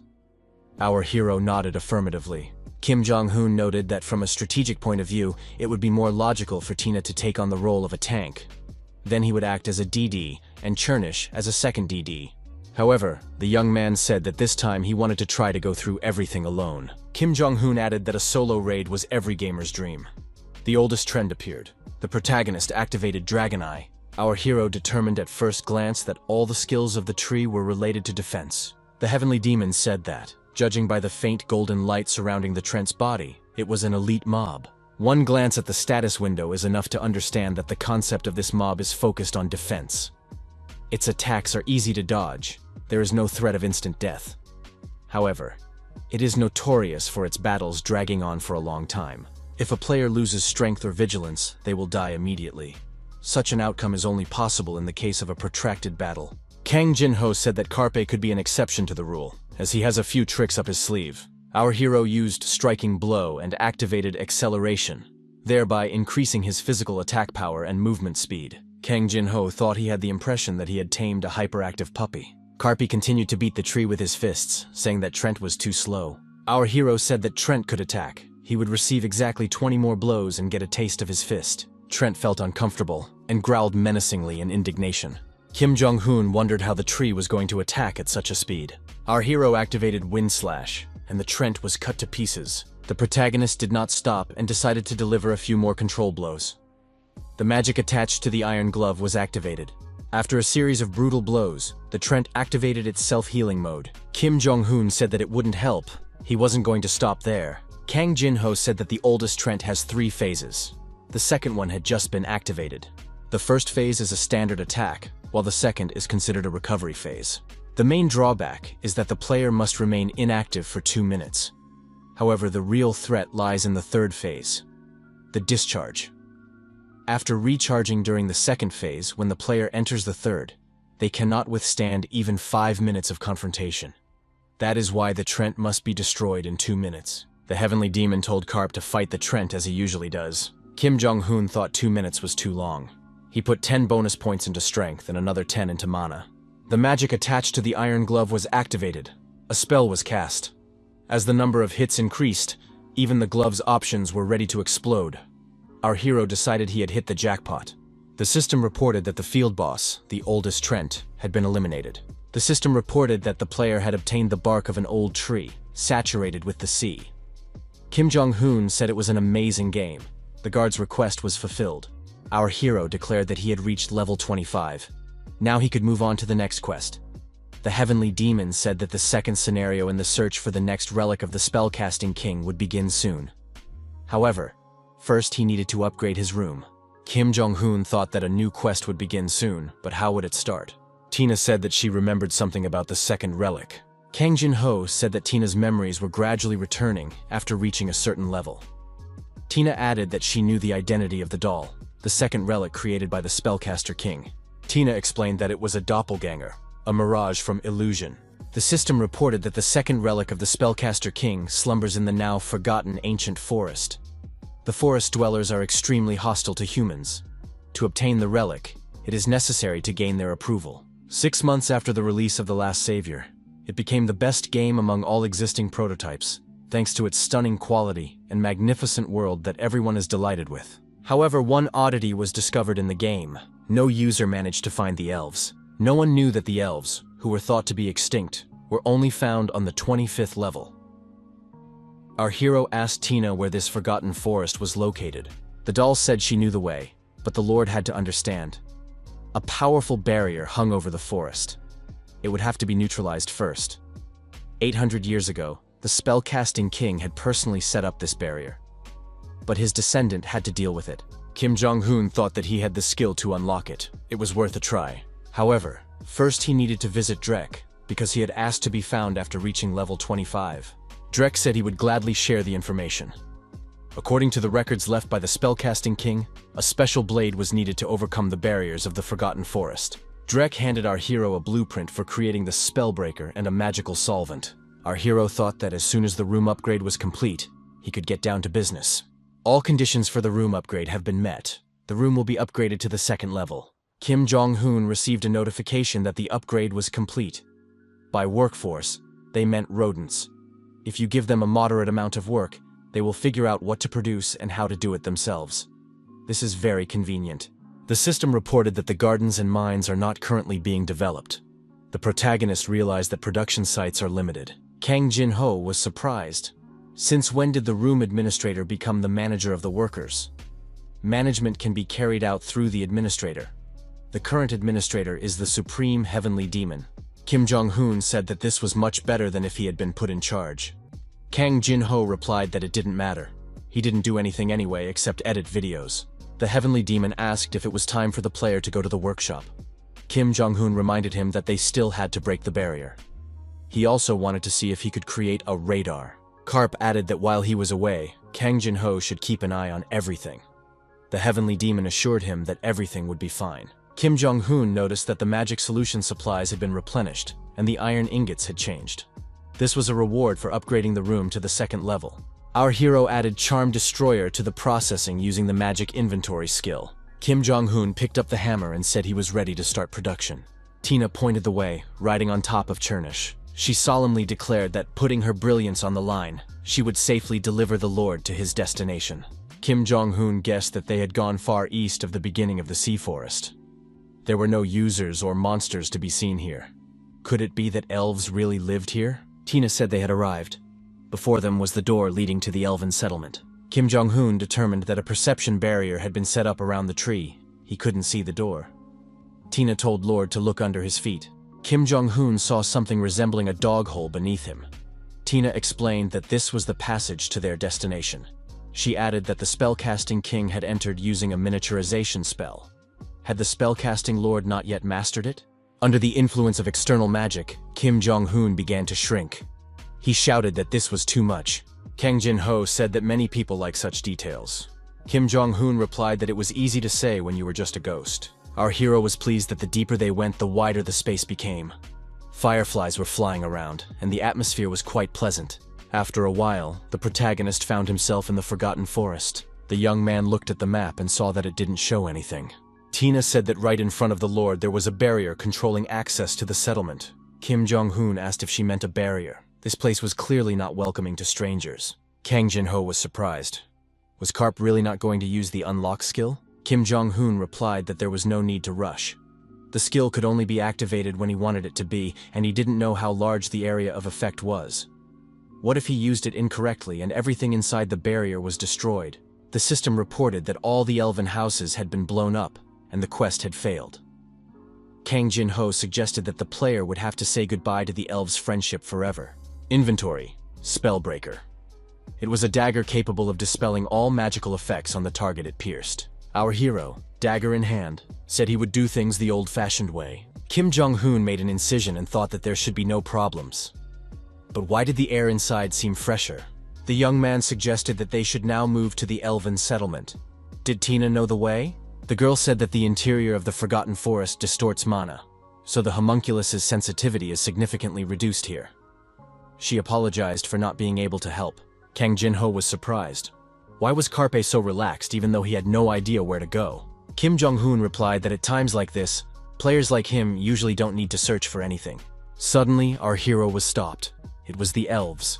Many arrows were stuck in the ground in front of the young man. An armed elf said she didn't know how the man had overcome the barrier.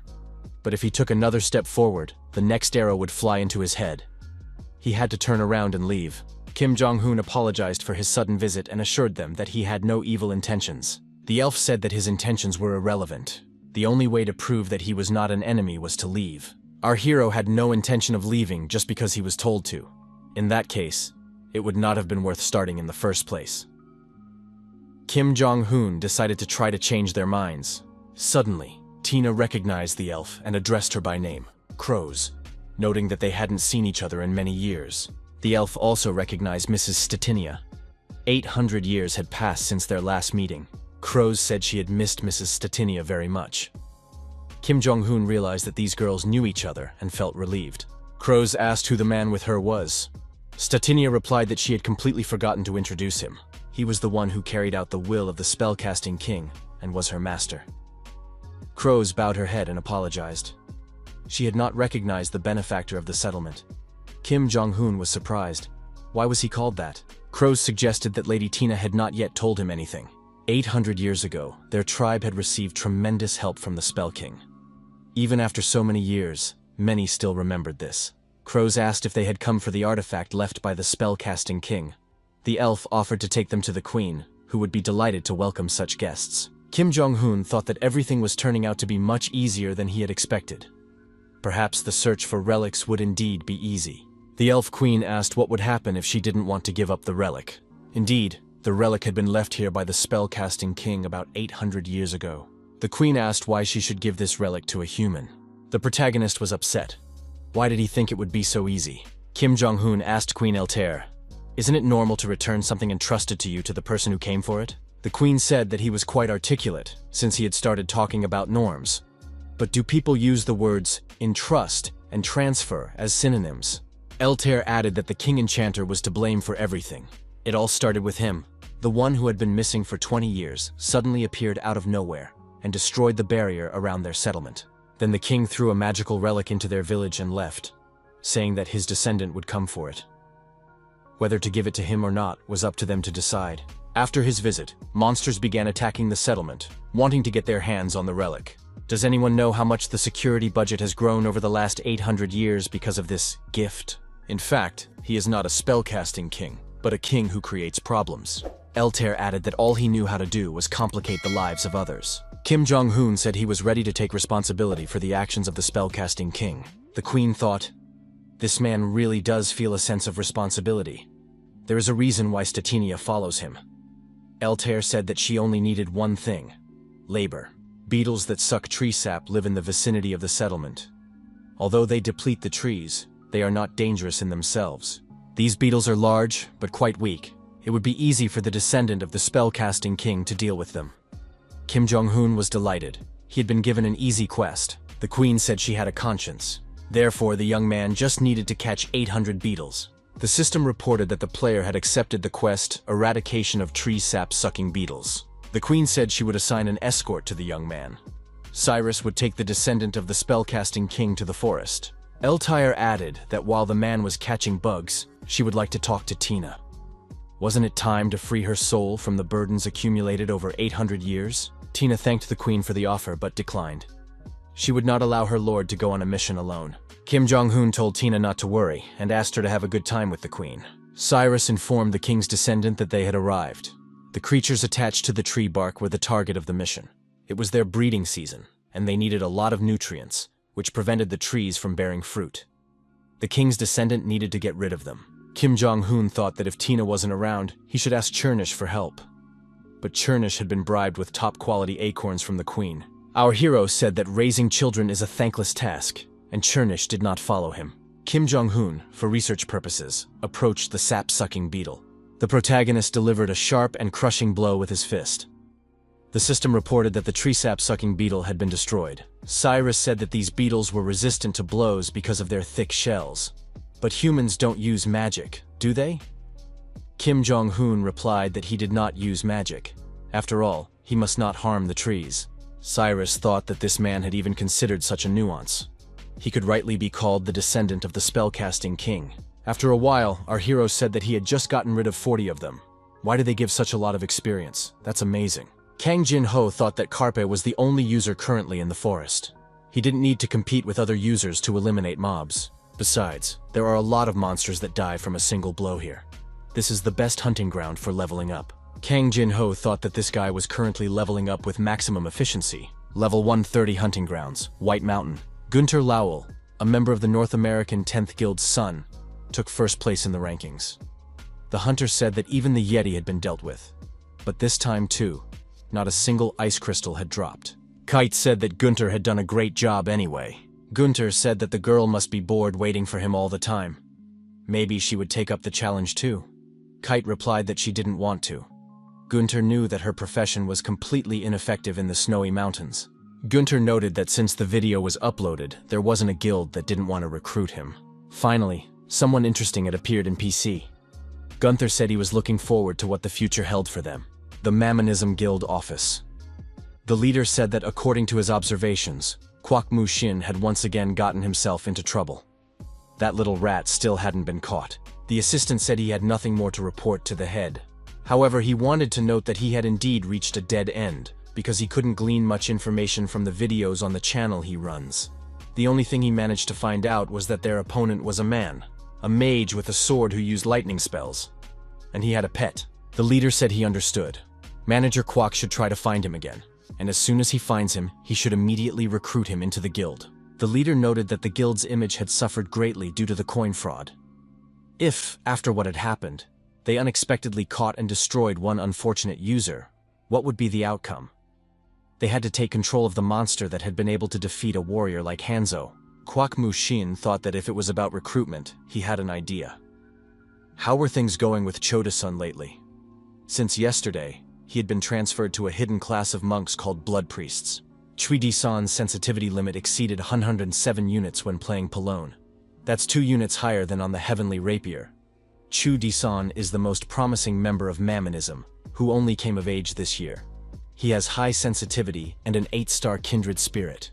He is the one who gets the most attention in the guild. Sensitivity is a number that shows how well a player responds to real body commands. The less delay between the body and the avatar caused by virtual reality limitations, the higher the sensitivity.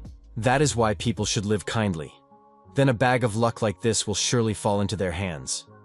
Chu De-sion will definitely go far. Leader Kwak should give him everything he asks for. What about the unique item he asked to buy the other day? Kwak said that the highest bid at the moment is 10,000 gold coins. The guild leader said to buy it. Kwak Mu Shin was surprised. The head showed unexpected generosity and said to buy it without fail. You can't skimp on geniuses. You have to invest in their talent. From now on, Kwak Mu Shin must personally deal with everything Cho De-seon asks for. The guild leader thought, if it is possible to build a trusting relationship with the most promising member for just a few thousand gold coins, then it is a business worth doing. The resources invested will return threefold. Kim Jong-hoon reached level 30. A skill pack will be added as a reward. Kang Jin-ho acknowledged that the leveling up was indeed happening incredibly fast. The heavenly demon asked how many more bugs needed to be killed. Kim Jong-hoon replied that he would check right away. The young man saw that he hadn't even completed half of the quota. He thought he would be able to finish everything today. Kang Jin-ho said that no one could complete such a task in one day. Nevertheless, the player had decent speed. Kim Jong-hoon noticed that the item they had uploaded had been sold. The Fanatic's Scythe went for 30,000 gold. Kidlack's Carpenter Gloves went for 1,000 gold. The player suggested that with 500 million players this was possible. He would need to collect his payment upon returning to the city. Was it really time to disconnect from the network? Time had flown by unnoticed. Kang Jin-ho said that destroying the oldest Trent and the journey to the Elven settlement took a very long time. Kim Jong-hoon replied that he would open the skill pack tomorrow as soon as he logged into the game. Kim Jong-hoon told the heavenly demon to say goodbye to Tina and Chernish for him. In the Queen's office, Tina said she liked the pleasant taste and relaxing aroma of the tea. Eltyr asked if they had come to find the religion of Dresh. Did that mean they planned to fight the gods again? Were they going to get involved in this struggle? The Queen added that she didn't want any more changes in her life. Tina replied that she understood Eltyr perfectly. Now the descendants simply wanted to return what the spellcasting king had left behind. The Queen told Tina not to worry. The religion of Dresh would soon be returned to them. Eltyr noticed that Tina's current appearance was different from what she had seen before. She looked quite good. How fortunate that she had met a good master. Tina thanked Elt for her kind words. Thanks to the Lord and Chernish, every day of her life is filled with joy. Tina looked out the window and said that the Lord had returned to where he originally lived. She suggested that the Queen continue the conversation next time. The Queen thought that the stranger had an amazing talent. He didn't even give them a proper goodbye. The second relic is the Divine Tree of Rudram, a benevolent mother who cares for all elves and a world tree symbolizing abundance. The surname Woodguard speaks for itself. The kings of the elves have guarded this sacred tree for generations. It is under this tree that the second relic of the spellcaster king, the Mirage from Illusion, sleeps. Cyrus informed the Queen that the descendant, after a long hunt for beetles, had left them. He was expected to return tomorrow. The Queen asked what Cyrus thought of the descendant. The young man replied that the descendant was kind and strong. Therefore, he did not think that this person could harm their family. Eltyr thought that the tea they were drinking, made from the leaves of the cedar rudra, had the effect of completely removing psychotropic magic, such as brainwashing and subjugation. She had asked Tina to drink this tea for a reason. She was going to cast a brainwashing spell. Fortunately, the descendant turned out to be a good person who chose the right path. The Queen asked Cyrus, would they finish destroying the bugs in about a week? Cyrus replied that the job would be done tomorrow. Eltyr was surprised. Cyrus noted that Oku had already managed to collect more than 300 bugs. The Queen said that Cyrus had to stall for time. The young man was surprised. Was there a reason for this? Perhaps it was because 800 years ago, the spellcasting king had rejected her marriage proposal and then abandoned her. Eltyr dismissed Cyrus. The Queen, of course, knew that the young man was incredible, but not to such an extent. Cyrus gave our hero a return spell that would teleport him near the Queen's castle. He could use it when he finished his task with the beetles. Kim Jong-hoon thanked him. This gift would come in handy. Cyrus advised him not to go deep into the forest. Cyrus added that these surroundings are under their control and are quite safe. But deep in the forest, there are places where even he is afraid to go. The elf said that he was convinced of the man's abilities, but even he would be in danger there. One must be careful. Kim Jong-hoon thanked him for the information. Our hero thought that this place was healing just by its appearance alone. Carpe decided to postpone the task and try his luck. The young man turned to his inventory and opened his skill pack. Our hero said that now he would definitely be lucky. He loved testing his luck because it was a lot of fun. The player drew the casting skill card. It sounds like a chess term. He gained the ability to swap allied users. The protagonist thought that during battle, he could change his strategy using this skill. The Sky Demon noted that this skill has a long cooldown and cannot be used consecutively. However, it does have some good points. Guild War is the most large-scale PvP. It can be extremely effective, as the skill can be used without the consent of the other person. Kim Jong-hoon noted that this was unfair. Kang Jin-ho said that this skill was highly valued and very expensive. Kim Jong-hoon was surprised. Didn't the heavenly demon say that his skill was worth only 5 million? Our hero felt cheated. The second skill was Wind Cutter. Kim Jong-hoon said he already had it. The Heavenly Demon said that's why he should take it right away. He just had to choose it and not be nervous. The player received a 4-star Wind Cutter card. There are 2 ways to increase the power of skills. First, invest skill points. Second, the skill can be enhanced with a duplicate card. The special feature is increased damage and an additional skill effect. The skill was enhanced, and the protagonist was extremely pleased. Kang Jin-ho stated that there is another way to use cards marked not for sale. Here, you get 1 skill pack for every 5 levels. As the number of users increased, a device was created to crossbreed them. The skill card combination system. This system was awarded to NPCs located in all major cities. If you give such an NPC 2 to 6 cards, it will give you a completely new card. The more top cards you give it, the better the result will be after crossbreeding. Because of this crazy system, sects obsessed with cards were created. Kang Jin-ho noted that only God knows how many people they tortured for the sake of cards. Kim Jong-hoon expressed his hope that he would never meet them. He said that it was time for him to test his improved skill. Our hero added that he was just about to finish the task. However, the beetles were taking longer to recover. The Heavenly Demon thought that something was definitely wrong with their recovery. Where had these beetles gone? Why were only the bees flying away? Kang Jin-ho thought, if the bees are flying, then there must be a hive nearby.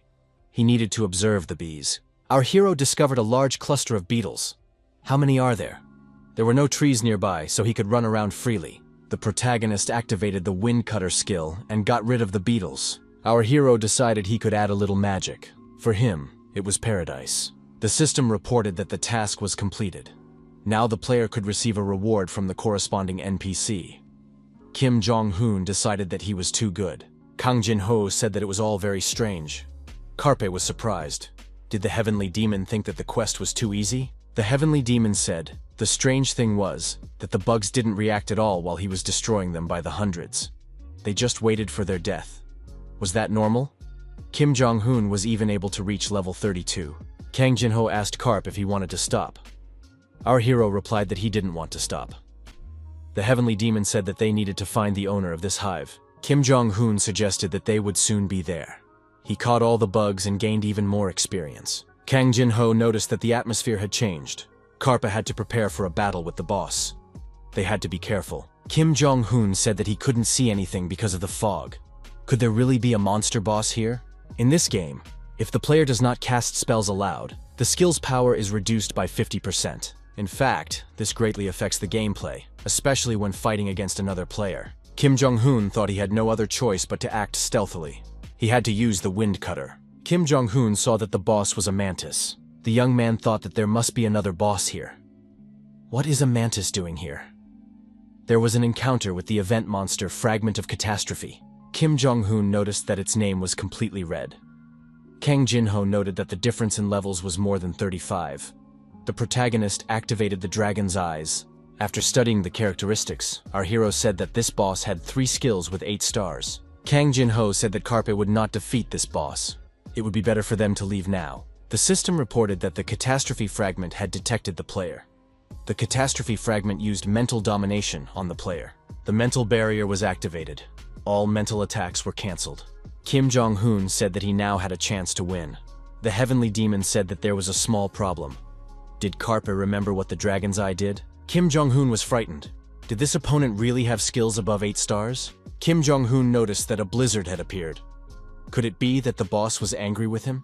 The blizzard wasn't a scary skill, but his health was constantly dropping.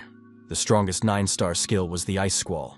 Kim Jong-hoon noticed that his feet were freezing, and now he couldn't even run away. The player had entered the area of effect of the 9-star skill, Permafrost. Kim Jong-hoon realized that he could die, so he turned to his inventory. The protagonist grabbed the teleport and activated the movement to the specified point. Now our hero could catch his breath. He thought he was definitely going to die. Kang Jin-ho noted that they had returned to the village, which meant that he would live a little longer. Kim Jong-hoon lost for the first time, and most likely, it would hit him hard. Kim Jong-hoon told the Heavenly Demon that he was fine and that he liked everything. Our hero declared that he would definitely return there. Kang Jin-ho couldn't understand this guy. Kim Jong-hoon suggested that the Heavenly Demon understood what had happened and told him to tell everything. A girl approached our hero and said she would answer all his questions. The young people looked back. Queen Altair asked why he was standing there. Was he talking to the air? Kim Jong-hoon said he didn't expect to see the queen here. Eltyre said that he couldn't be so reckless. Even though he was the king's successor, he had to follow her. Eltyre added that first of all, she would pay for the work done. The player completed the quest fighting the beetles. Now the player can receive quests in the elf village. The queen said that this box now belongs to the heir. Inside the box was Daeja's bracelet. The bracelet is made by weaving Daeja's grass, which only grows near the world tree Rudram. The item possesses powerful life energy and provides vitality to its owner. Kim Jong-hoon thought that now he would be able to hunt using this bracelet. If you use a good item for self-healing, you can hunt endlessly without using potions. The queen said that at first she was going to give him an elven bow as a reward, but then she realized that the young man didn't need it. Kim Jong-hoon replied that he would definitely find a use for it. The queen suggested returning to the main topic. After all, the successor had stumbled upon a fragment of the catastrophe, hadn't he? Kim Jong-hoon admitted that while fighting the bugs, he had gone a little further than he should have and saw it there. It was very powerful. The queen called it a miracle that the young man had returned alive. What the successor had encountered was only a fragment. The full name of this catastrophe was the Lost Sea. The Lost Sea consists of 4 disasters. Records of them were discovered in ancient times. They appeared with the birth of the world, the Dragon of the East Sea, and the Western Emperor of Ice, the King of the South Wind, and the Phoenix of Northern Fire. The King of the South Wind is capable of destroying an entire country with a single blow. The Dragon of the East Sea broke a huge island into 3 pieces with a single blow. The land where the Western Ice Emperor lived turned into lifeless lands where it is impossible to even stay. The queen added that there are many legends about them. Since they are mysterious creatures, there is almost no reliable information about them. One thing is certain, their power is indescribable. The young man cannot even imagine how strong they are. They are like natural phenomena, such as typhoons or earthquakes. There is no logic in their behavior. Therefore, all living organisms on the continent live in constant fear. These terrible disasters can return at any moment. Our hero was surprised that they had not yet destroyed everything. Tina said that they should not be afraid. Akram had always been on their side. Kim Jong-hoon was surprised, on the side of these monsters. 800 years ago, there was an incident in which the Prestige Union challenged the Northern Phoenix. The existence of the Dead Sea would be an unpleasant situation for Prestige, which wanted to take control of the entire continent. 3 9-star and 15 8-star people fought to subjugate the Dead Sea. They suffered a complete defeat without even scratching the Phoenix. During this battle, their leader, Hercules, was killed. Kang Jin-ho understood why no one had been able to choose Hercules for 10 years. He had died before the game even appeared. Kim Jong-hoon asked how many people it would take to stop the disaster. Tina replied that according to Akram's scientists, it would take about 800 people. Our hero was surprised. So now there was a fragment of a monster in the forest that could not be defeated? Was that normal? Kim Jong-hoon wondered if perhaps the village should be moved. The queen replied that this was impossible. Without the world tree, the elves simply could not survive. To move the village, they needed seeds that would soon become a new world tree. These were the fruits of Liudram. They would ripen within the next week, but by then, the monster would not just sit idly by. The young man had already noticed his current condition. Kim Jong-hoon thought he had noticed that his health was low. This was because he had almost been defeated. During the last war, the spellcasting king visited this forest to gather materials. That was when he helped repel this fragment. Although the king had severely wounded his opponent, he had let him escape and was unable to finish him off. The escaped fragment had been parasitizing on beetles for 800 years to gather mana for its recovery. The mana of the world tree is the source of life and the embodiment of pure magical power. Even so, it was only able to restore 30% of its true power. The queen said she was sure that the fragment would soon attack them in order to fully restore itself. Eltyre added that she had no choice but to ask the young man for help. The queen asked Karp to help their village. The elf queen asked the player for help. He must stop the atrocities that had been going on for more than 800 years and help destroy the fragment of disaster. Kang Jin-ho suggested that from now on, the types of rewards would change depending on the player's choice. Kim Jong-hoon was surprised. Did he really have a choice now? Karpe said that he would, of course, help the queen. The queen thought that this guy was gold, not a person. Although he was a descendant in this case, the apple had fallen far from the tree. The queen told the young man to carefully guard the fruits in that case. Our hero was surprised. Shouldn't he be fighting the fragment? Eltyre explained that they were too weak for a head-on battle right now. No matter how much they fought, they couldn't defeat this monster. As soon as they picked the fruit, the monster would sense it and abandon the idea of attacking them. They just had to hold out for now. Kim Jong-hoon said the defense was good, but could he take on this monster himself? The queen was surprised. Kang Jin-ho asked if Karp really wanted to fight the fragment right now. The young man answered in the negative. Our hero himself didn't even understand how he said that in front of the queen. Kim Jong-hoon added that he already understood the situation. That fragment was nothing like the bosses he had fought before. Permafrost is a skill of at least 9 stars. Karpe noted that the sum of items and skills is constant. You just need to collect the ones with higher stars. Kang Jin-ho said that everyone thought so when the game was first released. However, they were all wrong. 9 stars have a very high MP consumption level. Some skills can consume more than 1,000 MP. Even at the first levels, it is not worth using. Most people quit the game, even if they were lucky at the beginning. Kim Jong-hoon suggested that they cause more problems than they are worth. Our hero asked how he could get a 9-star skill. Kang Jin-ho said that there was a chance to get a card by completing a hidden quest. The protagonist asked his kindred spirit if he knew about hidden quests that gave 9-star skills. Kang Jin-ho replied that if he didn't know, he wouldn't even bring up the subject. Our hero fell to his knees and said that he revered his esteemed brother as a god. Kim Jong-hoon suggested first looking for quests that could be completed in the elf village. The young man added that he still had a lot of time before the fruits were fully ripe. They needed to gather as much useful information as possible before they encountered the fragment of the catastrophe. Kang Jin-ho said that it was a good idea, but he was also here for the first time, so he couldn't recommend the best quest. Kim Jong-hoon said not to worry. They would look around and definitely find something suitable. One of the elves said he urgently needed high-quality wood. Another elf asked to find some herbs in the forest. An armed elf said that the aftermath of the disaster could attract many wild monsters. Would the young man help with hunting deep in the forest? The elf said he had a task from the queen. She is a wonderful person, but she has topographical cretinism. However, they are already used to it. The elf said that they had just lost the queen. Will the man help them? The young man acquired materials for production that can only be obtained in the elven forest, and that can give various attributes to items when crafting equipment. Our hero also acquired leather gloves that increase the speed of item crafting. Kim Jong-hoon said that perhaps because the elves loved him so much, the reward had increased significantly. Kang Jin-ho said that it was not worth talking about anymore. Had he forgotten about the fragment of the disaster? Our hero received a task. He urgently needed to find Eltair. The young man was surprised. Could the queen have gotten lost? How could she get lost so often in her own village? Kang Jin-ho said that there would be a good reward for this, so he had to get there and complete the task. Our hero suggested that the queen could probably get lost even in her own office. Kim Jong-hoon thought, aren't elves supposed to be good at reconnaissance from birth? Our hero's illusion about elves was slowly fading away. Karpe saw the queen walking through the forest. There she was, Eltair. Kang Jin-ho told Karp to hide immediately. The player was surprised. Why all this? The celestial demon asked if Karpa understood where they were now. Karpa replied that they were in a demon village. The celestial demon said that the world tree was on the northern edge of the city, so elves rarely came here. But why had the queen come? The queen came to the entrance of the dungeon and shrank in size. Kim Jong-hoon said that it looked extremely suspicious. The celestial demon asked what Karpa was going to do. The young man replied that he would simply carry out the task.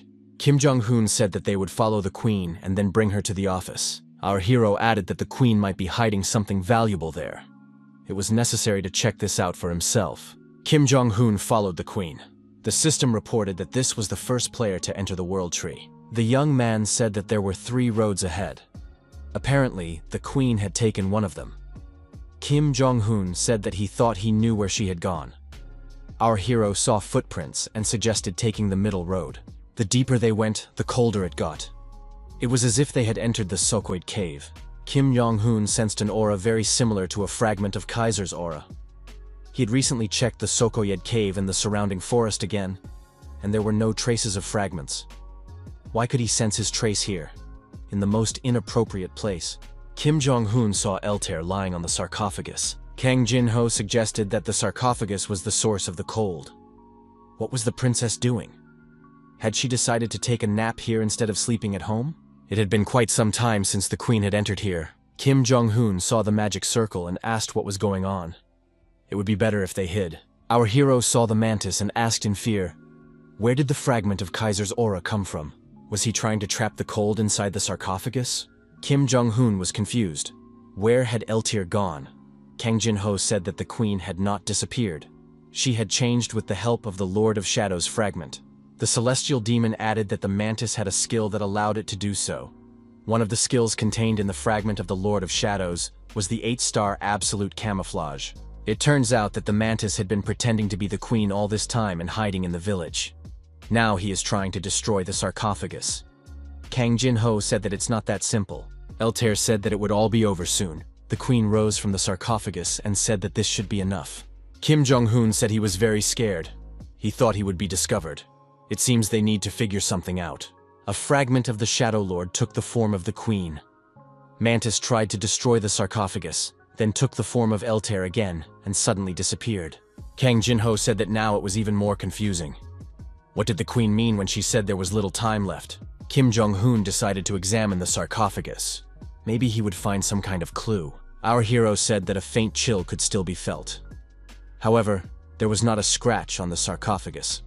But the mantis had definitely tried to destroy it. It seemed as if the sarcophagus had been carefully looked after. Kim Jong-hoon said that there was an indentation here exactly like the one on Tina's.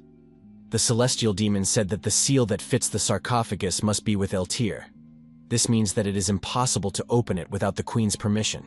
The young people decided to try to hide the sarcophagus without the queen's help, using their skills. Our hero activated the unlock skill. He succeeded. But how is this possible? Why is Eltir lying here? What is going on? Kang Jin-ho said he had some ideas, but they needed to get out of there quickly. The Sky Demon said that it was better to focus on the plot event now. There was very little time left before the fruit ripened, about an hour and a half. An alarm sounded in the village.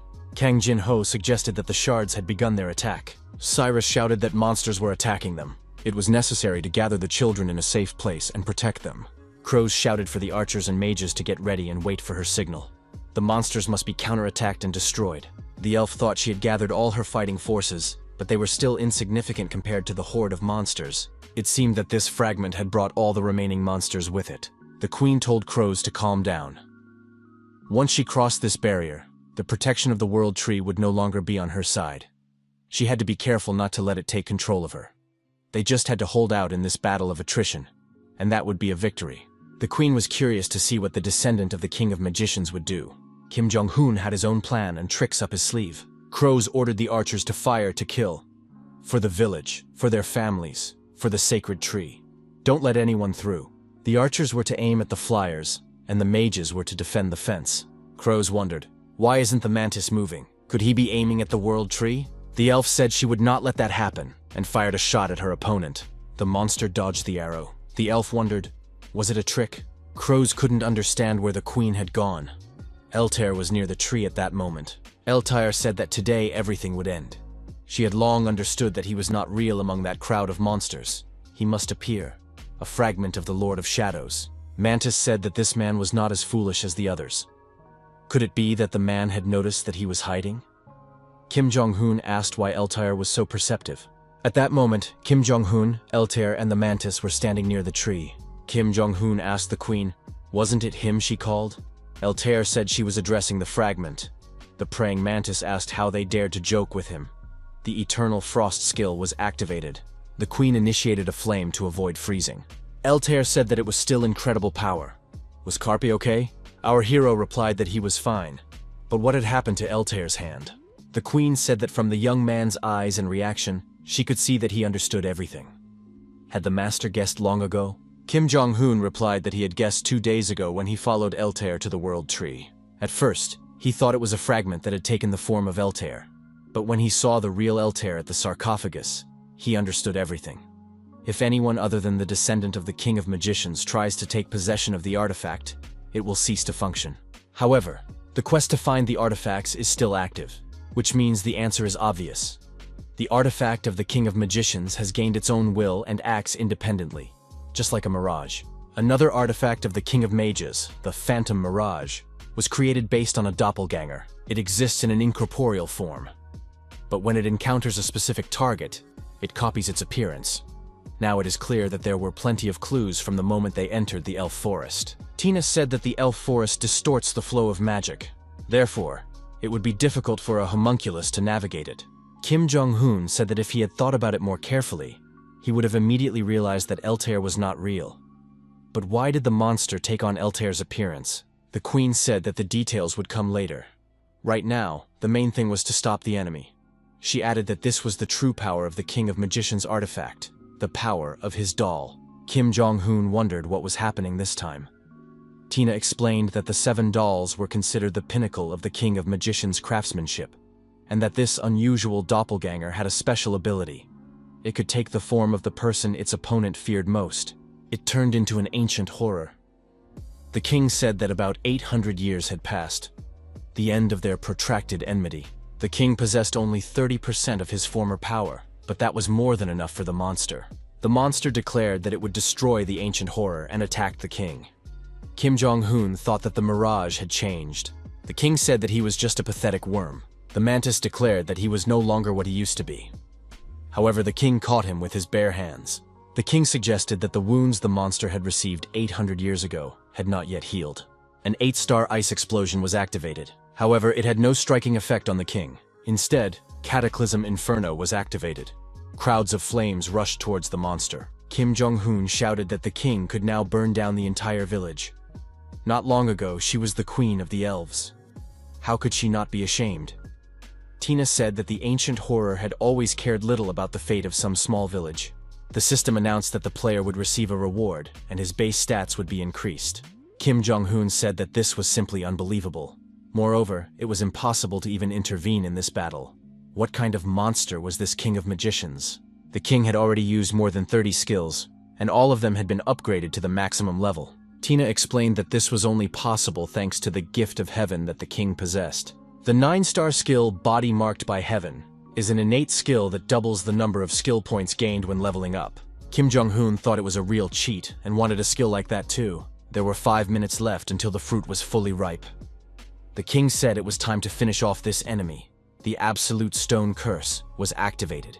The petrification magic took effect. The mantis began to turn to stone. Kim Jong-un was surprised to see a long scar on the fragment under his armpit. Tina replied that it was a wound inflicted on him by the King of Magicians 800 years ago. The wound reopened when it sensed the king's magic. Kim Jong-un understood what the king was now counting on. The fruit of Rudram had ripened. In order for the power of the elixir from the fruit of the world tree to be fully revealed, it must be taken within 10 minutes after ripening. It is necessary to protect the fruit under the fragment of the Lord of Shadows. The mantis said that the ancient horror was quite foolish. He was not the only one with a trump card up his sleeve. Kim Jong-un saw that the mantis had begun to transform. When he was just a pathetic fragment of chaos, he had no mind of his own. He was just a pathetic puppet acting on someone else's will. He suffered a serious injury and awoke. Who is he? Is his very existence doomed to eternal suffering? 800 years of torment will soon come to an end. Once he obtains this alluring fruit, capable of restoring his body, he will finally achieve perfection. The king thought that by sacrificing size, the mantis had gained incredible speed. But that was all of his magic. The mantis said that he would win in any case. The villain declared that he could feel a powerful life force. This fruit would be his. Kim Jong-un entered the arena and asked, "Does the monster really think it will be that easy?" Everyone saw the black squirrel. But when did it manage to climb the tree? The Shadow Leap skill was activated, moving into the shadow of its master.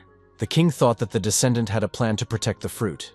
Kim Jong-un said that Blackie, as always, proved to be clever. It wouldn't be long now. The system reported that this quest item, the Fruit of Rudram, was a special item that could not be placed in the inventory for a certain period of time. Kang Jin-ho said that this often happens in quests where you have to protect an item. If it could be put in the inventory, everything would be too easy. However, fighting and holding it in his hands at the same time was very inconvenient. The monster did not calm down and declared that it would tear everyone to pieces. It needed the fruit. Kim Jong-un suggested that the transformation had taken too much energy from the monster. Its stats had been halved. The elf screamed for her master to hide behind her. Kim Jong-un said that this mantis was very fast, so they had to be extremely careful. Kim Jong-un suggested that the battle would be really dirty. They needed to come up with some kind of strategy. The mantis was interested in where the fruit of the tree had gone. The monster's gaze fell on Chernish. He realized that this little animal was involved in the disappearance of the tree's fruit. Mantis shouted at the beast to give him the fruit and activated the permafrost. The unusual status reboot was activated. The king and the elf couldn't move their bodies. Kim Jong-hoon was surprised at this cheater skill that allowed him to reduce his recovery time. Kang Jin-ho told Carpe not to relax and to remain vigilant. Kang Jin-ho asked if Carpe was okay. Our hero replied that he felt fine. How could they defeat this monster? The celestial demon reminded them that the monster was not meant to be defeated. Mantis activated the mind control skill and ordered the beast to move towards him. Crows shouted for Chernish not to give up and to take the fruit into his hands. The mantis thought he was seriously injured and was about to retreat to try again when the next fruit ripened. But he didn't think it would be that easy. Finally, he would become perfect. Kim Jong-hoon said that it was not up to this monster to decide when it would all end. The mantis wondered where the squirrel had gone and where this man had come from. Our hero was glad he had learned this. The 5-star skill, Castling, was activated. The monster was puzzled as to how he was able to switch places so quickly. Kim Jong-hoon said it was an unmatched deception skill. The monster thought that he still had time, that he needed to protect his vulnerable spot, repel the attack, and counter-attack. The protagonist said that this monster wanted to buy time by covering his scar. It wouldn't work. The monster thought that this armed man was acting very quickly. Our hero had a dagger that dispelled all magical effects upon impact. The mantis thought, "Is this the end?"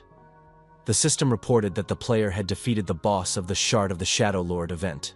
The player was awarded the title, Destroyer of Chaos. Kang Jin-ho ran up to Karpa and asked if everything was okay. The young man replied that he felt great. The elf thanked Kim Jong-hoon for protecting the fruit. The young man asked the girl what her name was, Eltar or Mirage. Eltar took the fruit and said she wanted to keep it for herself. Chernish was upset. Kim Jong-hoon said he would generously reward the squirrel for this. Kim Jong-hoon told the celestial demon that the main thing was that they had protected the fruit. It was better to go down a crazy path and receive a worthy reward than to take the easy road and be satisfied with trifles. Kim Jong-hoon looked at the object that had dropped the fragment. Our hero found himself holding a ring, a magical material, and a single card. It was an ice shackles ring with decent stats. He wasn't so lucky with the card. Kim Jong-hoon said that it was just one card, not a whole set. The celestial demon asked if the young man knew why players in Lhasa were so eager to hunt bosses. Kim Jong-hoon replied that it was because they dropped cool equipment. This was the correct answer, mainly because of the unique items that could only be obtained from bosses. There is another reason: skill chests. Unlike regular monsters, bosses have a very small chance of dropping a skill chest when they die. There are very few ways to obtain a skill chest. Therefore, high-level skill chests are worth their weight in gold. But there is something even more interesting: a skill card, which drops only once. This card records one of the boss's skills. Kim Jong-hoon thought, could there really be such cool skills among the fragment skills? And one of them can be obtained? Kim Jong-hoon was surprised, especially since there are no restrictions for players, as is the case with unique boss skills. Our hero said that this was just crazy, and expressed hope that he would get the Praying Mantis Fist. The young man also got the Magic Stone Permafrost Core. It had an aura of incredible power. But what did it all mean? The system reported that the trap had been activated. The seal of the Lord of Shadows, the Kaiser, had been activated. From now on, the Lord of Shadows had turned his gaze upon the player. Kim Jong-hoon was frightened. Who was looking at him? The protagonist did not understand what to do in such a situation. What did the Lord of Shadows, want from him? The player activated the unlock and removed the curse. Kang Jin-ho didn't understand what was wrong with this game.